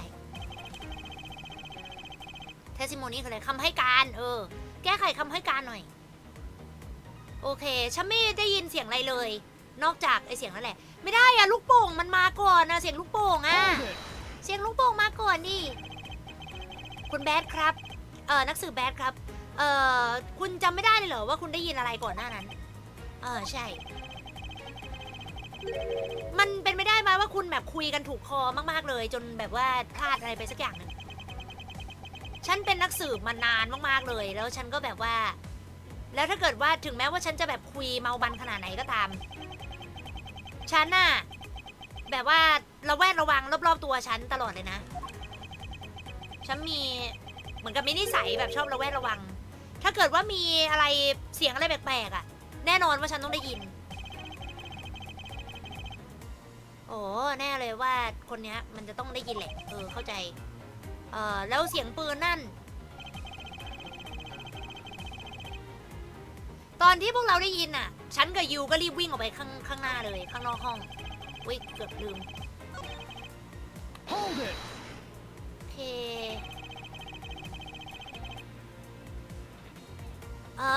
แล้วทำไมคุณถึงออกไปข้างนอกห้องเลยอะครับทันทีเลยอะก็เราได้ยินเสียงปืนไง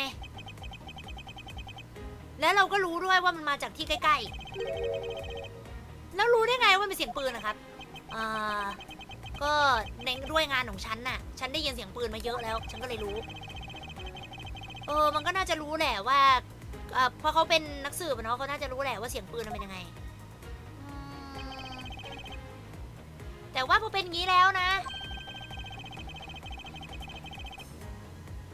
คนเดียวที่ฉันคิดเลยว่าจะอยู่ในอันตรายก็คือฟาราเดย์ฉันก็เลยวิ่งออกไปข้างนอกทันทีเลยแล้วก็วิ่งไปที่เขาอยู่เลย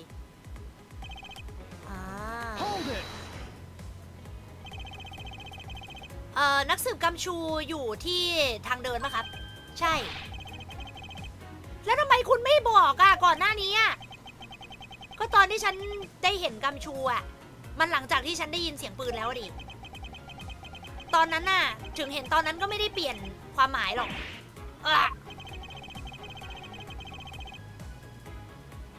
คำพูดมาทุกสิ่งมันก็เหมือนกับที่คุณแบดได้บอกเราแล้วก่อนหน้านี้แต่ว่ามันมีอะไรสักอย่างที่เราต้องถามเขาอะมันน่าจะมีแหละไม่รู้ไม่มีใครรู้ว่ามีดมันคือกุญแจของยาตากาลาสูนะฮะ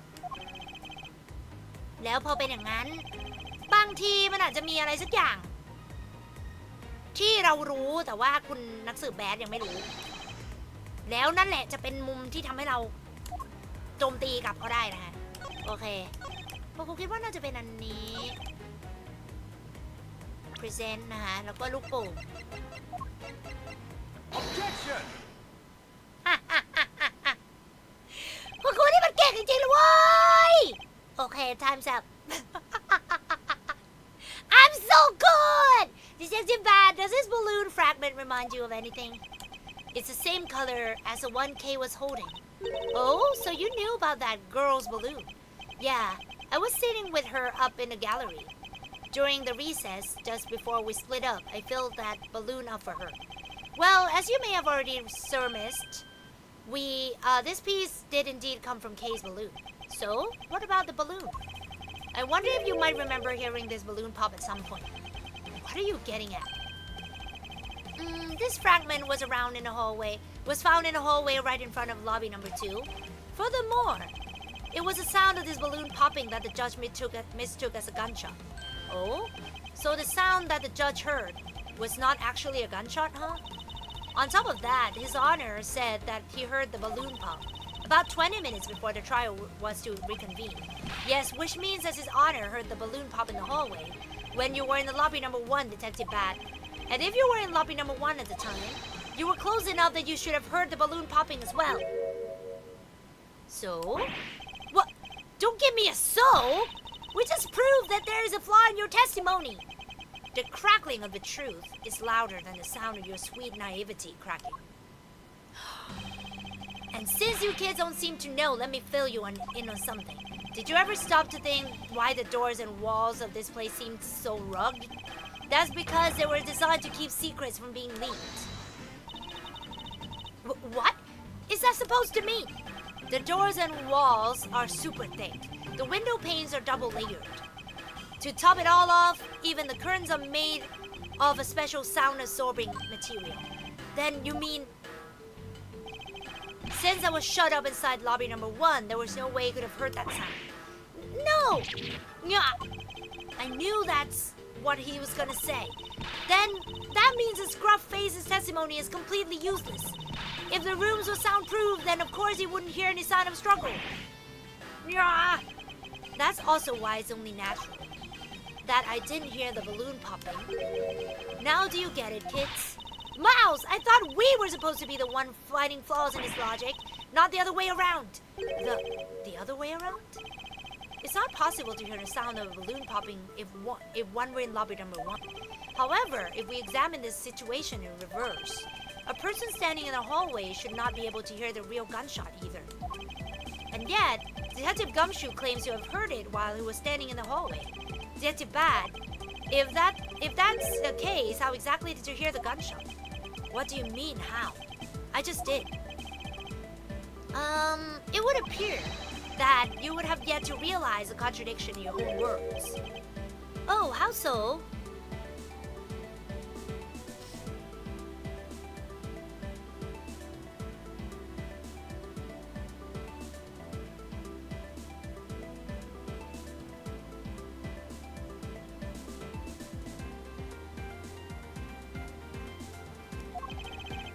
If the rooms are as soundproof as you say they were, then how did the sound of the gunshot enter your ears?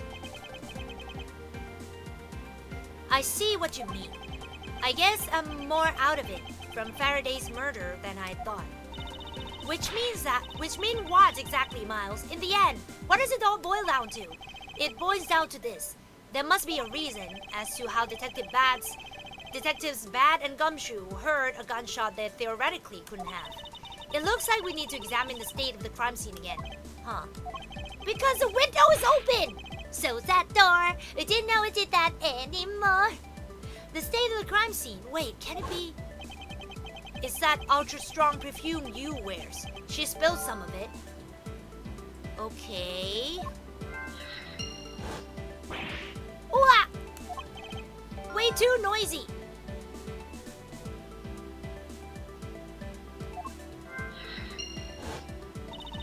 Surveillance video? How could a piece of evidence just disappear? Where did it go?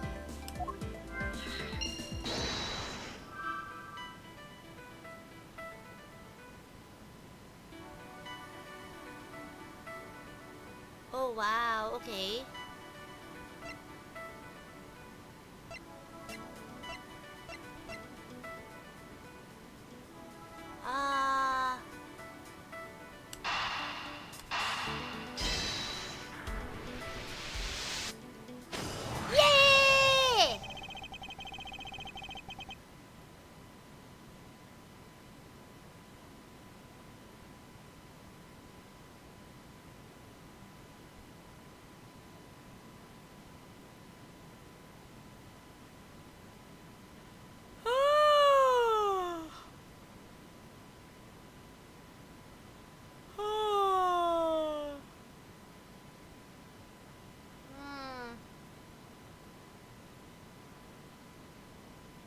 It's simply not possible for the killer to have escaped through barred windows.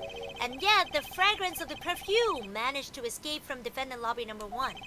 Of course, incorporeal things can move freely through these open barred windows. Wow, okay.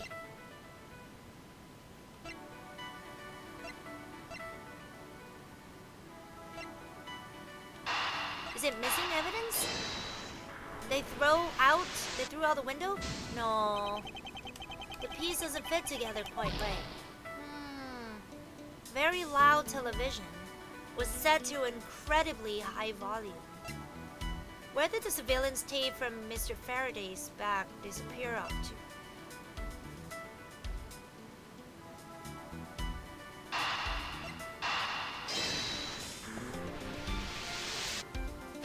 There you go. Now then, what else besides the smell can go both in and out of an open barred window? The answer is sound. So, no matter how careful the killer was, if the windows were open, the jig would be up. And since the windows in both defendant lobby number 1 and the hallway were open, that explains how the sound of a gunshot could be heard in both locations.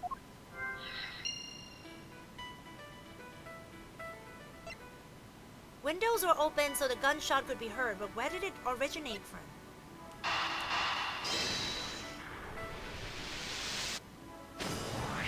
Wow, the missing piece of evidence is a video.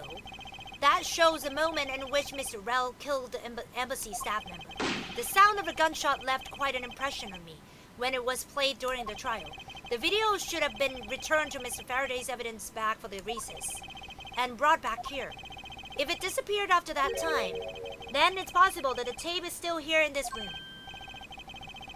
Eureka! The evidence that the missing evidence created for me is a gunshot sound that no one could have been able to hear in the first place. Miles, what have you been thinking about? Stop wasting time thinking and let's start looking again. It's not a waste of time to think, for I have figured out where we should look. And where would that be? I believe we should examine the television. The TV? Well, you kids have fun. Go ahead and examine whatever you like. Nice, let's go. Earlier, when Detective Gumshoe touched this, it made a most terrible racket.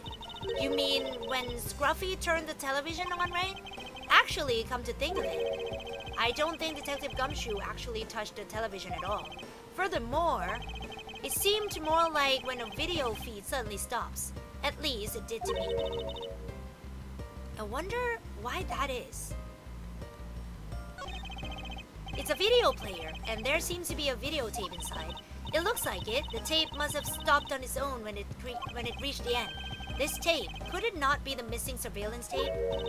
I suppose, but Detective Bad, would it be alright with you if I verify the contents of this video? Sure, knock yourself out. Alright, then let's rewind this and see what we have. If I remember correctly, the footage of Rell killing the embassy staff member should be about the 30-minute mark from the start of the tape. Understood. This should be about right. Now then, let's see. Yeah, this is the footage of Mr. Rell shooting the embassy staff member. I knew it. The missing piece of evidence, the surveillance video, was here all along.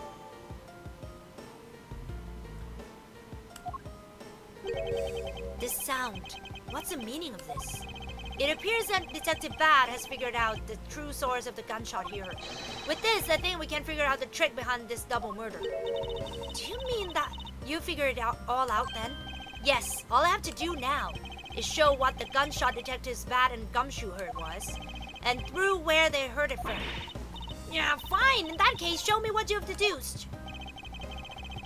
Now to show what the gunshot Detectives Bad and Gumshoe heard was, and through where they heard it from. I won't... okay.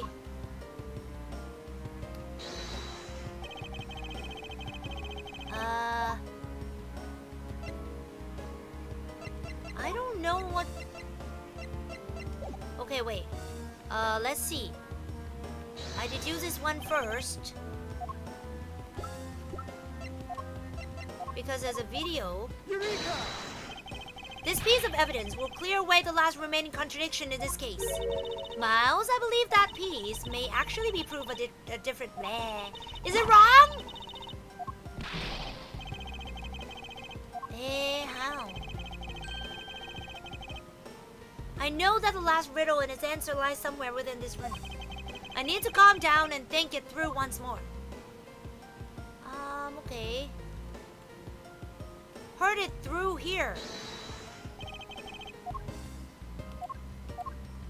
Eureka! If the door and windows to the crime scene, namely this room that we're in, were closed, The killer could have used a gun and no one could have been the wiser. That's true. This courthouse does seem to be well designed for such a thing, as it were.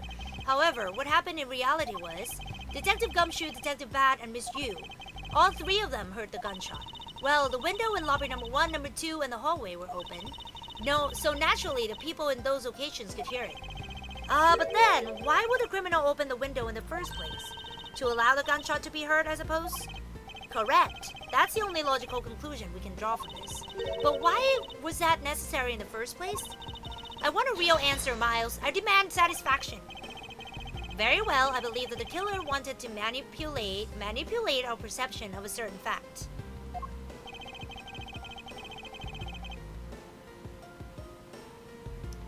What was it that the killer wanted to manipulate our perception of? When the crime took place, the killer wanted to fabricate the time of death to their precise wishes, and they used a gunshot in the surveillance cam video to do so. So that's why the tape was left running. You mean the gunshot I heard was from this video? Yes, which means that the murders really occurred at an earlier time than we thought. It must have been during the recess, but before Detective Gumshoe was on guard duty. Someone who has no alibi for the time period and planned this crime out in advance. That person is a real killer. Oh my god.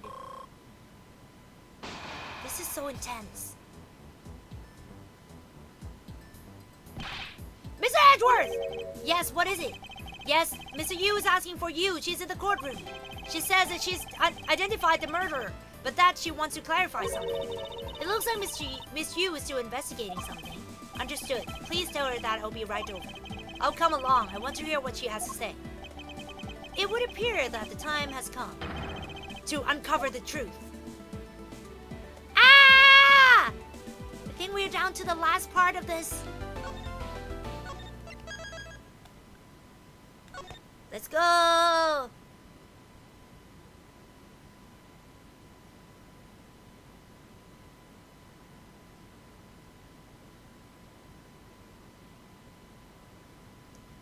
Oh, okay.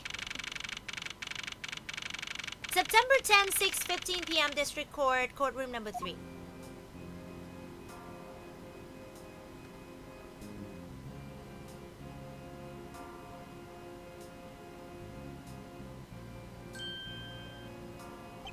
Okay, what are you doing here?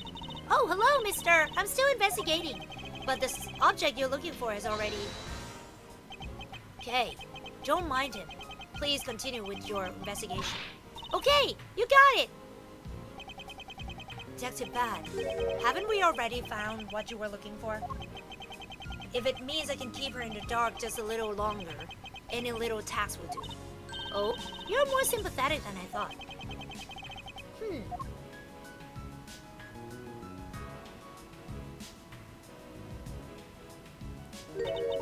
I've been waiting for you, Edgeworth.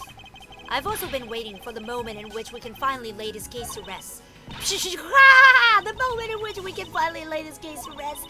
Wasn't that when we placed Detective Gumshoe under arrest? I think we've more than solved this case already, don't you?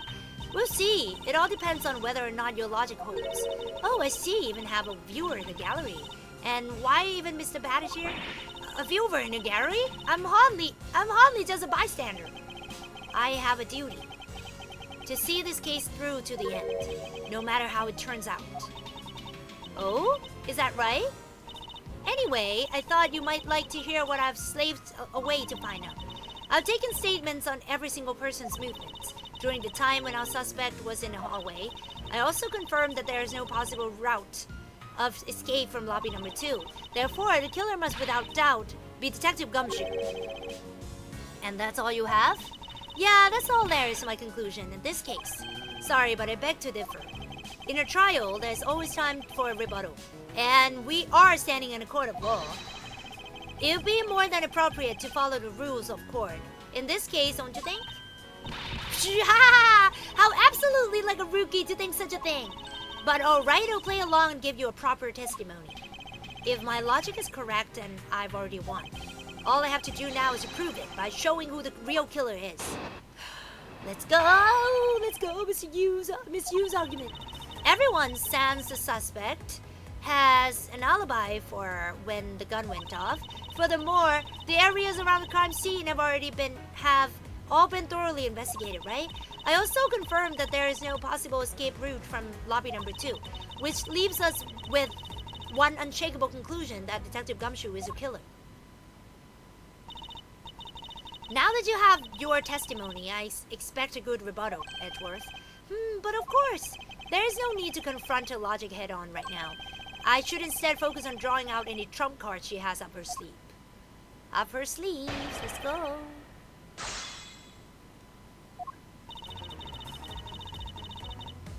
Hold it! The suspect? But I thought that Detective Gumshoe's alibi has already been proven. Ah, you joking, Edgeworth? I assure you, this is no joke.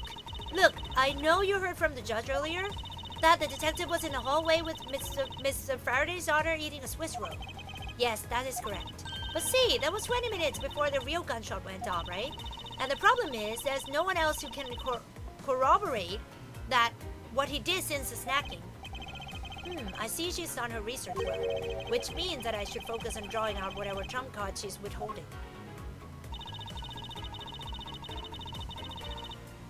Hold it! Whether they have been thoroughly investigated or not is for me to decide. The scrunch eyebrows and lines on your foreheads are back. Anyway, even if you believe it hasn't been exhaustive, the crime scene, lobby number 2, has no way out other than the hallway Detective Gumshoe was standing in. And because he claimed to be there, that makes him the only possible suspect. But isn't it also possible that someone escaped through a window and into a garden? That's the first place everyone looks silly. The police aren't a bunch of lazy bums. They looked into every possibility, you know? Isn't that right, Mr. Bat? Yeah. There wasn't a scrap of evidence to suggest someone used one of the windows. There also weren't any footprints or anything in the courtyard garden. I suppose they really did check everything that could be relevant to the case. I also confirmed that... Hold it! Yeah, it's nearly closed! Are you absolutely positive that there are no possible routes of escape? Of course I'm sure. And why are you so certain? This is a courthouse, a place where criminals are brought to be judged. If there was an escape route, I'm sure every criminal would be using it to escape. It's just common sense. Miles Edgeworth, I suggest you use a bit more of it in the future. Yeah! Hold it! You may think it's unshakable, but to me, there are still too many unanswered questions. For example, who was it that placed the gun in Mr. Faraday's hand? But you're the only one still wondering that! Detective Gumshoe probably had no idea which hand Mr. Faraday used to write with. Even if you know someone, it doesn't mean you know which hand they write with, right? I mean, I certainly don't care about that sort of thing. I'm not about to let her get a rise out of me with such a flippant statement. I suppose we have really reached the end now. I already have my trump card ready. All that remains is to play it. But before I do, I think I should inquire into a little something about her argument. You said earlier that you confirmed the alibis of every person other than the suspect. However, I don't recall either Francisco or myself speaking with you about the subject. But there were witnesses. For you, there's your mentor who gave you an alibi. I see. As for little Missy, she came to the courthouse during the recess and was stopped by a security guard at the door to the hallway. She gave him quite a whipping for that, those who are hurt. I'm the doll of Manfred von Kama, and I would not be forcibly stopped by a guard or a bailiff or anyone else. Wait, so basically the only reason Francisca bothered to show up today was because she found out that I was to be the replacement prosecutor? By the way, Miss Yu, what about everyone's alibis before Detective Gumshoe was assigned to guard duty? What about them? Have you looked into what people were doing during the span of time? What kind of idiot do you take me for? It doesn't matter when the killer went into lobby number 2. From the time we heard the gunshot to the time Mr. Bad and I arrived on the scene as we dashed from lobby number 1, the only person who could have committed the crime was Detective Gumshoe. Yes, let's talk about when you and Detective Bad heard the gunshot, shall we? I suppose that if we go by your logic, then Detective Gumshoe is the only one. However, what if the crime had occurred at an entirely different time than when the gunshot you heard went off? What then? That gunshot was a trap meant to manipulate us. Sadly, your explanation is very lacking, Edgeworth. The gunshot we heard in the lobby number 1, care to explain how that could have been fabricated? Take that! That tape? Yes, it's exactly what you think it is. This is the surveillance tape of Mr. Rell the prosecution presented in today's trial. This was found loaded in a video player in lobby number 2. That was connected to a large television that has its volume turned all the way up. You can't honestly mean that the sound we heard was a gunshot in the video. But I do, which leads me to my next point. The murders occurred much earlier than when everyone heard the gunshot. That's the only thing I can think of, too. After committing double homicide, the killer took the surveillance video out of Mr. Faraday's evidence bag, turned the television's volume all the way up, and left the video to play. If played from the beginning, it would take 30 minutes for the gunshot sound to come on. And since we now know that this method of time manipulation is possible, it opens up the possibility that the killer is someone other than Detective Gumshoe. Sounds from a television doesn't amount to much here. But of course, Mr. Prosecutor Edgeworth and Little Miss Von Kawa already knew that much from the very beginning, right? Of course we knew! Didn't we, Miles?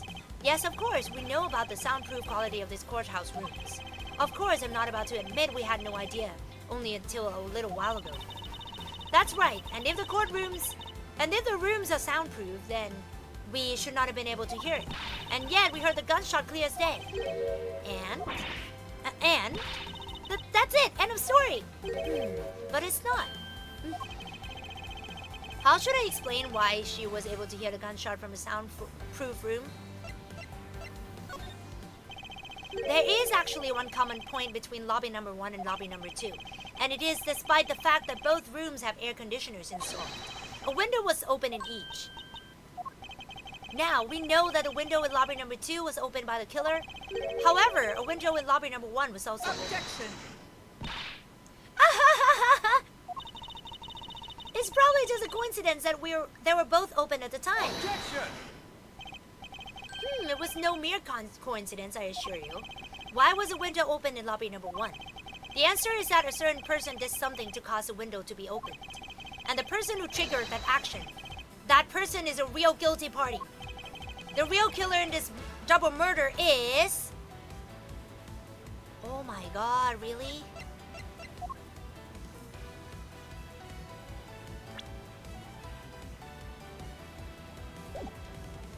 Take that! Miss Callisto Yu, I hereby formally indict you of the murder of Mr. Faraday and Mr. Rell. Huh? What? You indict me? Are you serious, Miles? Why do you think she is a killer? I don't understand her motive just yet, but of course I'm serious. Because she is the only one who could have done it. Well, Miss Yu, do you still feel like laughing now? Ha ha ha, of course I do, Edgeworth. My argument must not be tight enough yet. Although I never thought things would spiral into this, but I'll have you know that I'm enjoying this dance quite a bit. I guess this means it's time for my own rebuttal now, right? Miss Yu's rebuttal! You argue that the window was open, however, do you have proof it was I who did that? Furthermore, do you have proof that the tape was used in committing the crime? Frankly, I'm shocked at you for going around accusing people of murder like this, especially with logic as full of holes as yours. This is where it really starts. I mustn't let my guard down for even a second, or the truth will blow away.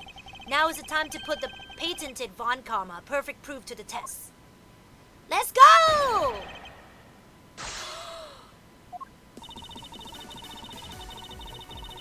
Hold it! Evidence? All I need to do is have some prints analyzed and we'd know straight away. Be my guess. She sounds as though she has a room to maneuver, which means Even if we were able to lift prints that only show that it was someone else, but why does someone else was forced to open the window? That's simple logic. Why don't I try presenting the piece of evidence? I have nothing to lose. Phew, what's wrong? The scrunched eyebrows, lines on your forehead, they're all back. More importantly, are you going to be okay not running fingerprints analysis? Yes, I'll be fine. Oh, well in that case, I'll just continue with my testimony, alright? Because you dropped that freaking perfume. I thought I just proved that it was. Sure, you proved that the tape was there at the scene of the crime. However, it doesn't prove that it was actually used in said crime.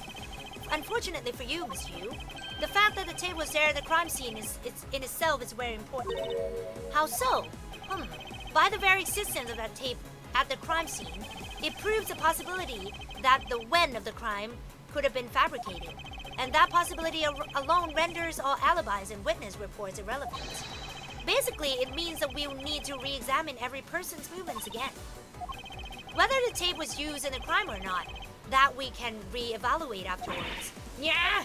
So in conclusion, you are admitting that you can't prove that it was what it was at this point.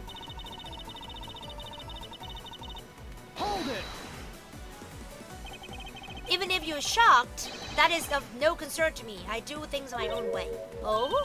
I see that you're not laughing for a change. Because I'm shocked. Again, you being shocked is of no concern to me. Let us continue with the testimony. Ah, alright. But let me say just one thing. You shouldn't go around accusing people. Hold it! Full of holes? Well, I suppose it might be.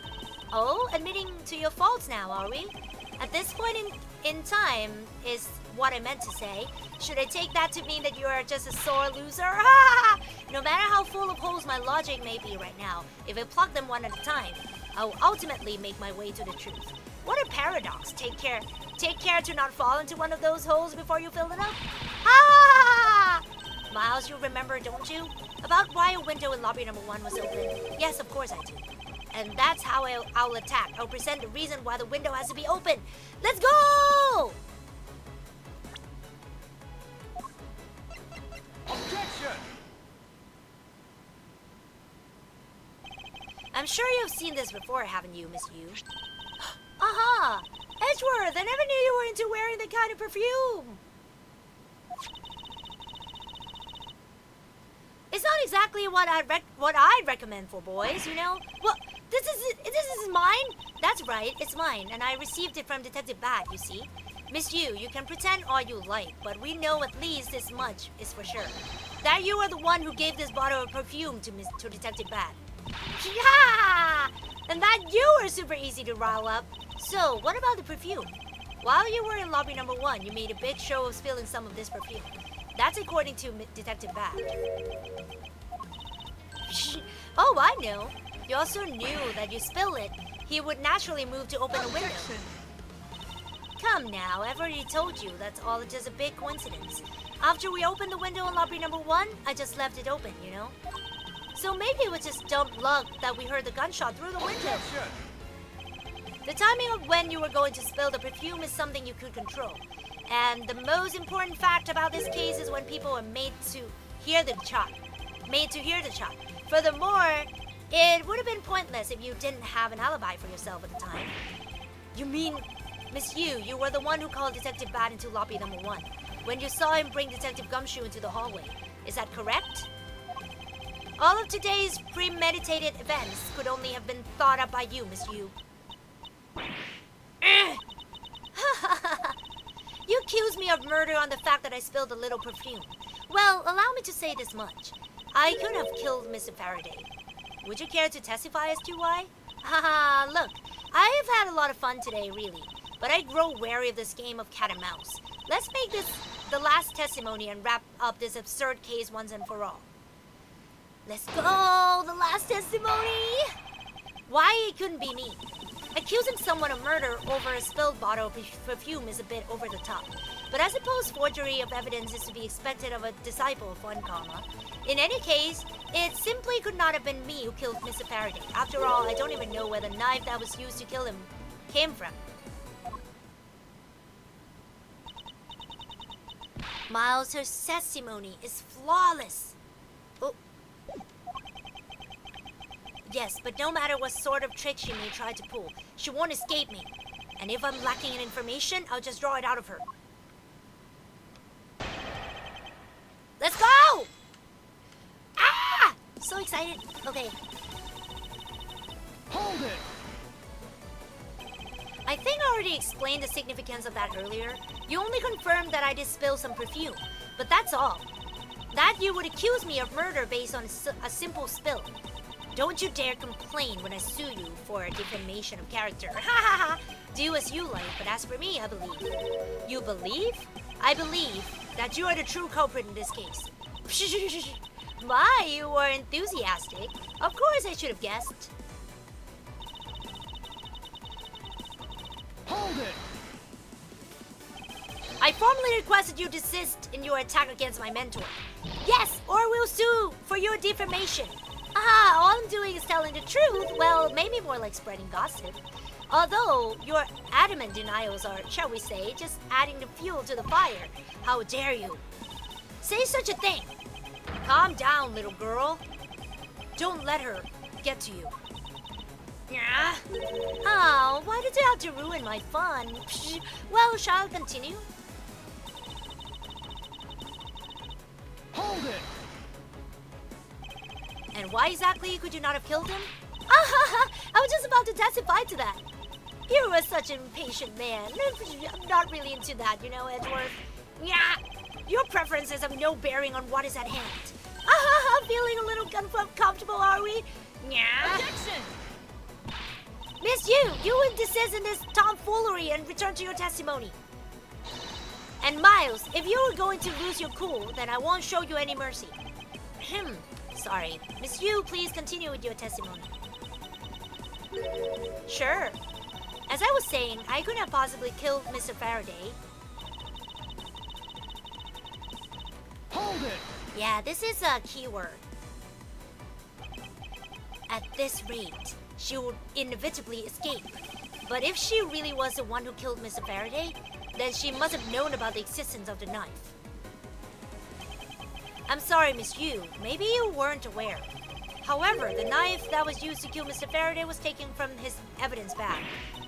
Miles, what do you think you're doing? I'm drawing the truth out of her. That's what I'm doing. Huh? But I don't recall a knife being presented at the trial earlier today. Well, I suppose that's because the evidence was something Mr. Faraday had yet to use. So that's what you're trying to do. Look, why don't you cut it out with the lies? I'm already figuring you out. I've already figured you out. There was no knife inside Mr. Faraday's evidence bag. The only evidence he had yet to present was a key the Yatagarasu has sent. And unless a key can magically turn into a knife, you really don't have a leg to stand on. Did you really think you could trap me? Come now, be honest. Hey, I never intended to do such a thing. It was all a misunderstanding on my part. In any case, I wonder if you might append what you just said to your testimony. Sure. Why not? I'll even say it as many times you like.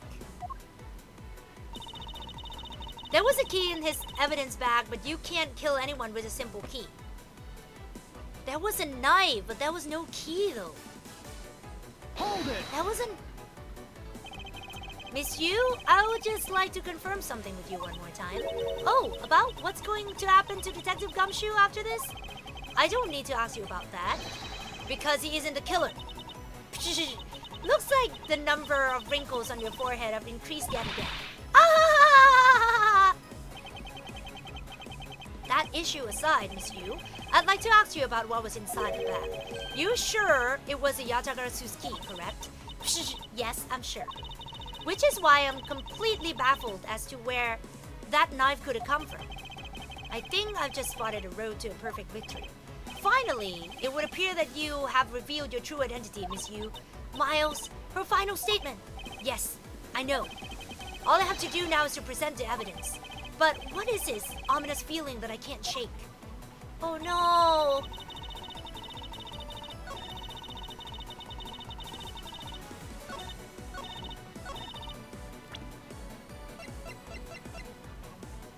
Objection! Miss Yu, I wonder if you might take a look at this photo for me. This is a picture of the key the Yatagarasu sent to the police. However, while it may look like a key at first glance, it in fact has a secret ability to transform into a knife. Which means that what was inside Mr. Faraday's bag was both the Yatagarasu's key and the murderous knife. You knew that the key was inside Mr. Faraday's bag, did you not? Yes. Well, with the Yatagarasu's key alone, it's more than possible to kill Mr. Faraday. Yeah! Do you understand now? Just knowing of the existence of the Yatagarasu's key.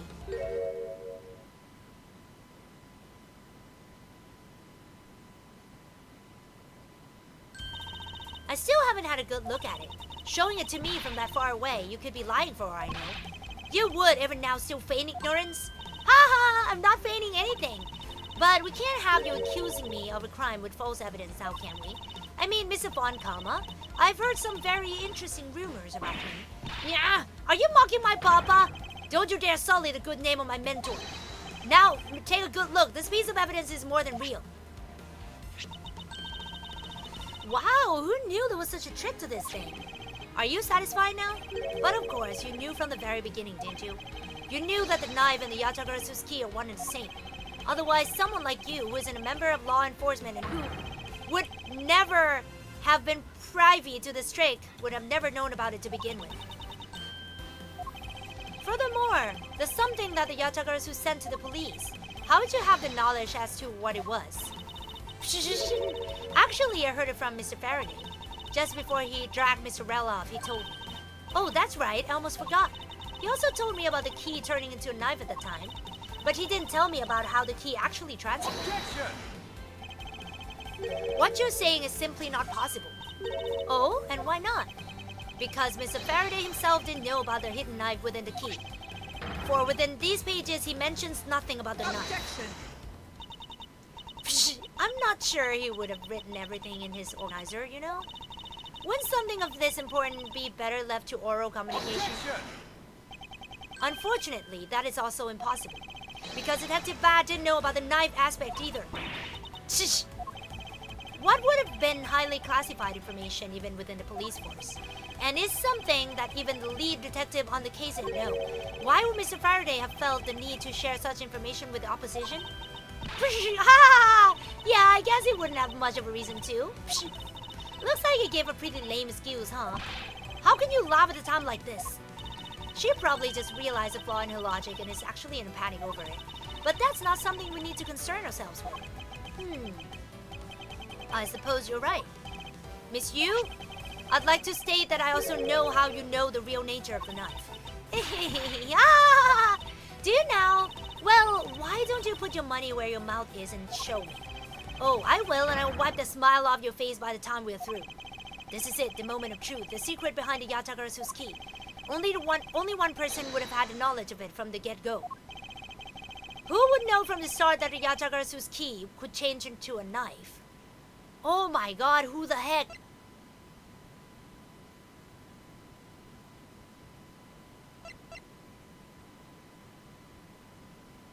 Yatagarasu. There's only one person who would have known the dual nature of the key. Ah, and that is the person who sent the Yatagarasu's key to the police. That is to say, the Yatagarasu herself. And are you saying that this lawyer is a great thief, Yatagarasu?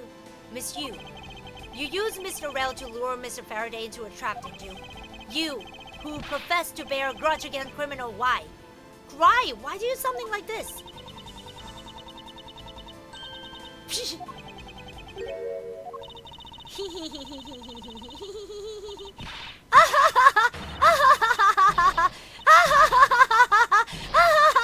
Oh my gosh, she's crazy.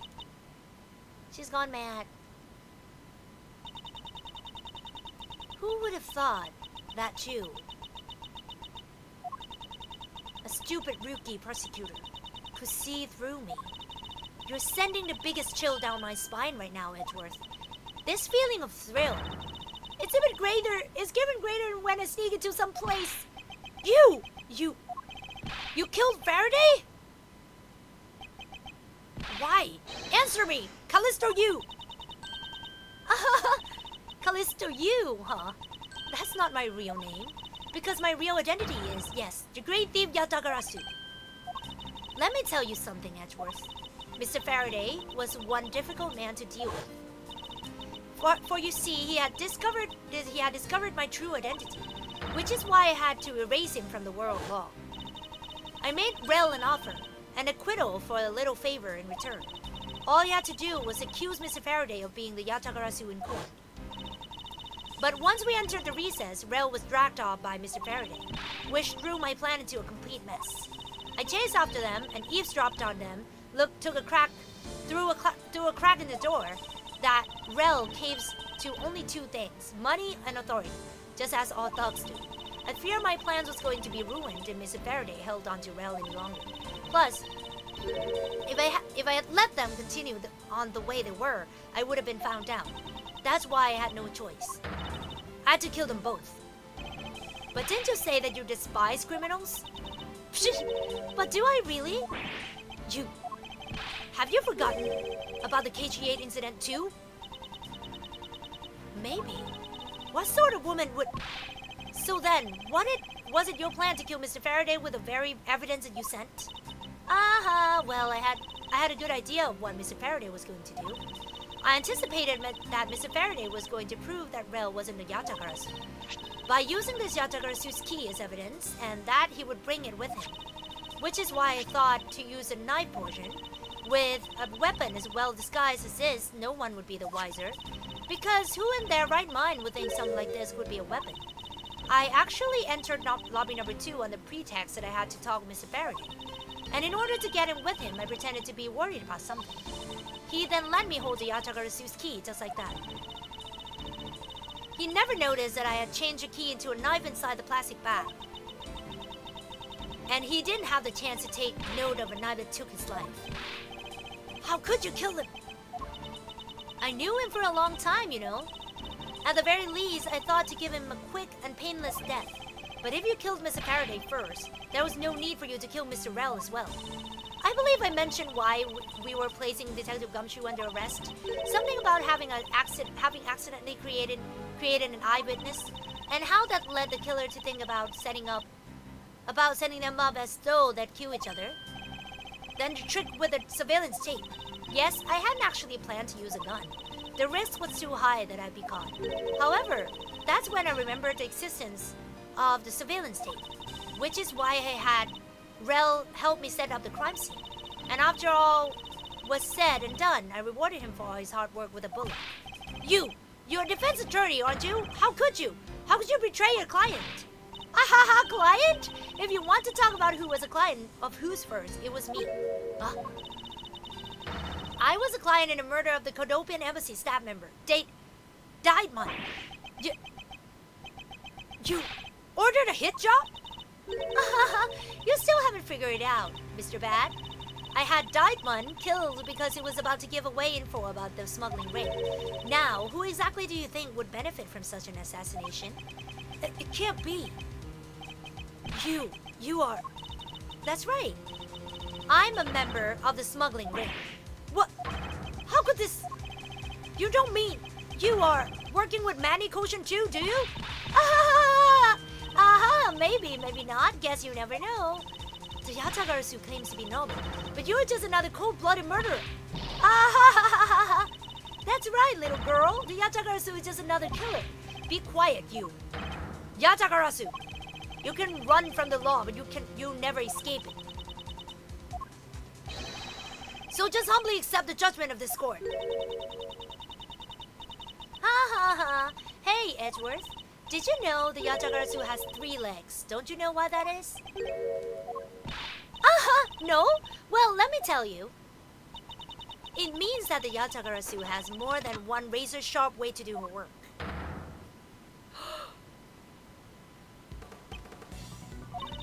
You really are too naive, Edgeworth. You even handed Yatagarasu's key right to me without a second thought.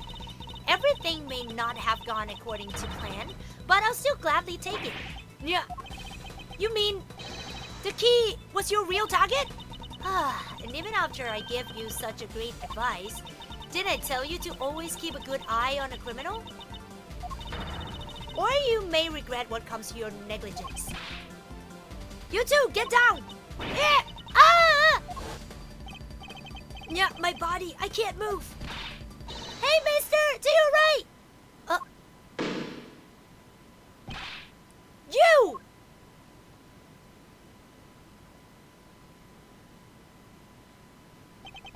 Are you alright, Francisca? I'm perfectly fine, Miles. Her voice is shaking, but it looks like she's unharmed. Where did Kay go? That's a gunshot! Oh no. Don't tell me. Detective Pat. September 10, 7 p.m. District Court, courtroom number 3. Oh, okay, still alive. Sorry, but it looks like she got away. I called the precinct. They should have perimeters set up soon. Detective Pat, are you alright? I heard a gunshot. I'm okay. Just got another hole in my jacket. He may say he's fine, but he looks quite shaken. But more importantly, boy, I mean, Mr. Edgeworth, Miss Von Kama, are you two hurt? I'm absolutely fine. I'm also alright, thanks to Kay. Speaking of Kay, where's she? I don't know. She just sort of disappeared. I'll go look for her. Oh, and hey, Detective Gumshoe? Yes, sir! Detective Bat, sir! I'm sorry I doubted you. Don't worry, sir. It's not your fault. Well, I lied to you guys too, after all. I heard about what happened from Kay. Lying while giving testimony is still unforgivable. But in this case, you were protecting Kay and her feelings. Looks like you just might have what it takes to be a real detective. Now don't you ever lose that detective spirit, okay? You got it, Pops! Pops? Watched one too many detective dramas recently, have we? Way too single-handedly destroyed a cheery atmosphere with one soggy comment. I should get back to the investigation. I swear, I'll catch you if it's the last thing I do. Be careful, Detective Bad, and take care. Thanks. Well, I'm off. Maybe we'll run into each other again someday.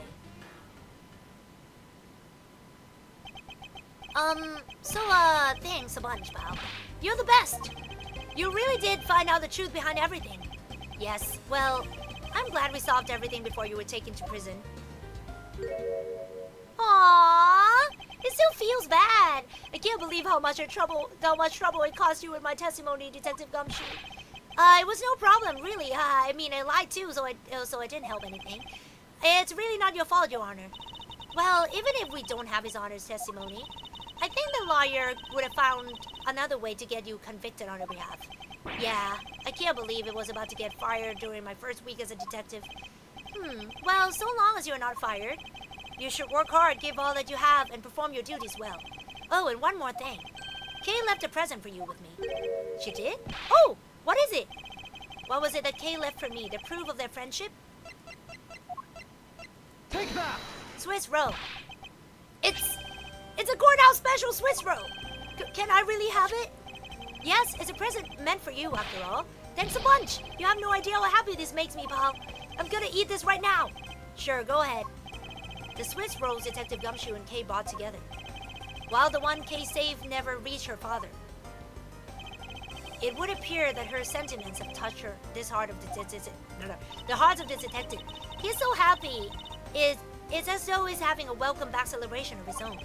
Well, I was asked by Kay to give it to him. Whoop! That was good, pal. I can't believe I got to eat 2 of these delicious things in one day. It's like I'm Swiss roll paradise or something. I've got to thank Kay myself. Hey, wait, where's she? He only noticed just now. Was his mind not present when we discussed her earlier? Detective Bad left to go search for her earlier. Maybe you should go join him. Yeah, you betcha, pal. I'm gonna go help him. Oh, but first, you know what, pal? Actually, I guess I shouldn't be so rude to you anymore, huh? I'm gonna take screenshot of this. I'm gonna stick right by your side from now on, Mr. Edgeworth, sir. I sense nothing but a most troublesome relationship from that ominous statement. We should go home too, Miles. We have to hurry and report what has happened to Papa. Agreed. Well, I'm afraid we must be going now, Detective. Roger, sir. And don't you worry. I'll investigate the next case. We're on real well.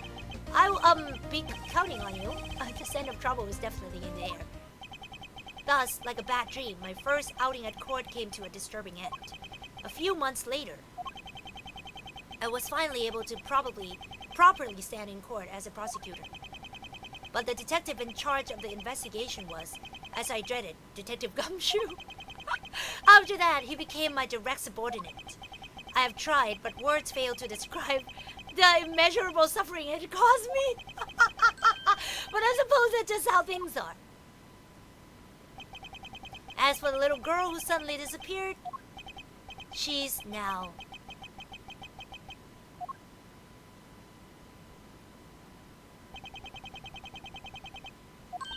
So, do you remember now? Yes, I remember everything. Kay, it's been a while. Kay, you sure grew up a lot. Of course, but thank goodness. I thought you two had totally forgotten about me. You know, I was really worried about you after all that. Where have you been all this time? Hey, got me, I didn't know you cared. After my father died, I went to go live with my mother's relatives. They lived really far away, so I wasn't really able to come back here all that much. Oh, is that really what happened? Is that what happened? Well, I'm just glad you're alright. So, does it all make sense now? You betcha it does. Oh, you know what? I was going through my father's bookshelves recently and... Hold it! Actually, there's still a number of things that don't make sense, Kay. Huh? First of all, why'd you come all this way to see me? And second, why are you calling yourselves a Yatakarasu? The Yatakarasu is Callisto Yu, the woman who killed your father. No, you're wrong. The real Yatakarasu was my father. But Mr. Faraday was a Yatakarasu? Like I said, I was going through my father's bookshelf recently, and I found a secret diary hidden among his books. I have no regrets in choosing to walk the path of the Yatakarasu. That was written in his diary, and that's how I know for sure. But that's impossible. What's with that look? You don't believe me? It wasn't just an impression on my face. I clearly said it was impossible just now. Alright then, how do you explain this? It's a way of disarming any security system of the user's choosing? Yep, that's Little Thief. Truth be told, this is a Yatakarasu's greatest secret. And this little gizmo was used by my father.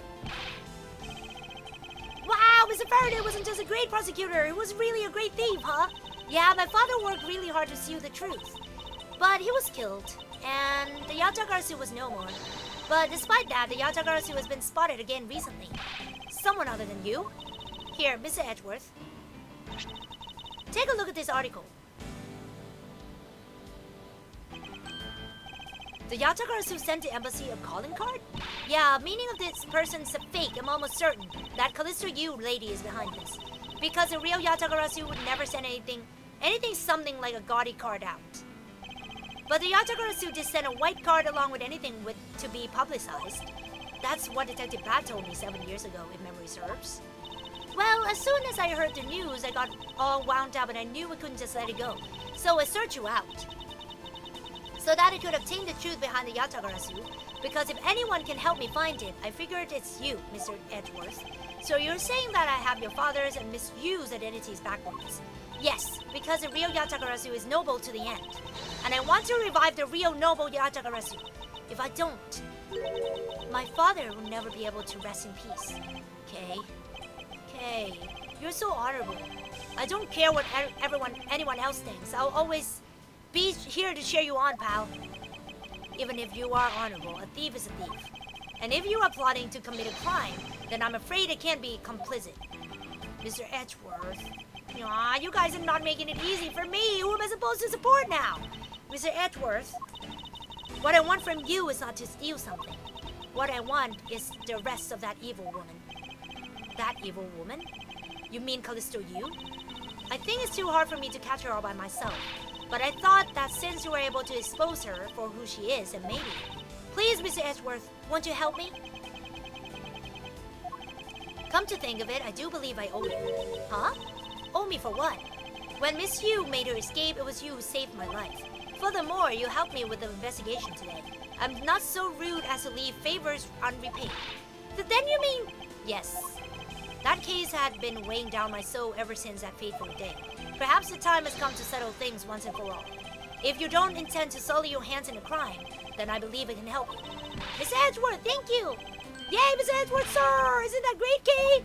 Yeah, it sure is, Gummy. Even though he had completely forgotten about her until just now. What is this with chummy relationship? The great thief Yatagarasu. After all that time, the true identity of the thief sank back into the darkness. Baron Faraday, Callisto Yu, and Kay Faraday. The what the heck? Phantasmagorically changing identity of the great thief Yatagarasu and the Yatagarasu's real goal. It would all come to light the day after I made that promise to Kay. Yay! We finished it! And it's time for me to go lunch. Yay! It's time for me to go lunch! Woohoo! We're out with the last episode and we're gonna continue this next week.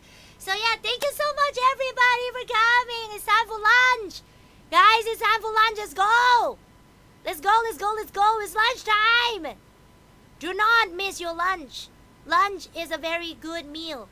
So, yeah, just in time for lunch. Let's go. Great job. Yay. Okay, let's get some Swiss rolls, okay? Swiss roll looks so good. I'm not into rolls, but, you know, Swiss rolls sounds kind of, has a ring to it.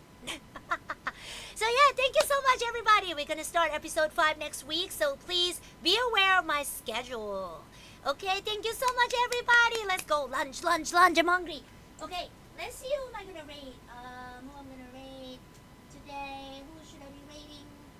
Nom, nom, nom, nom, nom. Ooh, this guy looks so cool. I'm gonna rate him. His name is Jay, I think. Oh, he's kind of cool. Yeah, he's kind of cool. Okay, let's go. Get a Hoku. Bye-bye. Woohoo.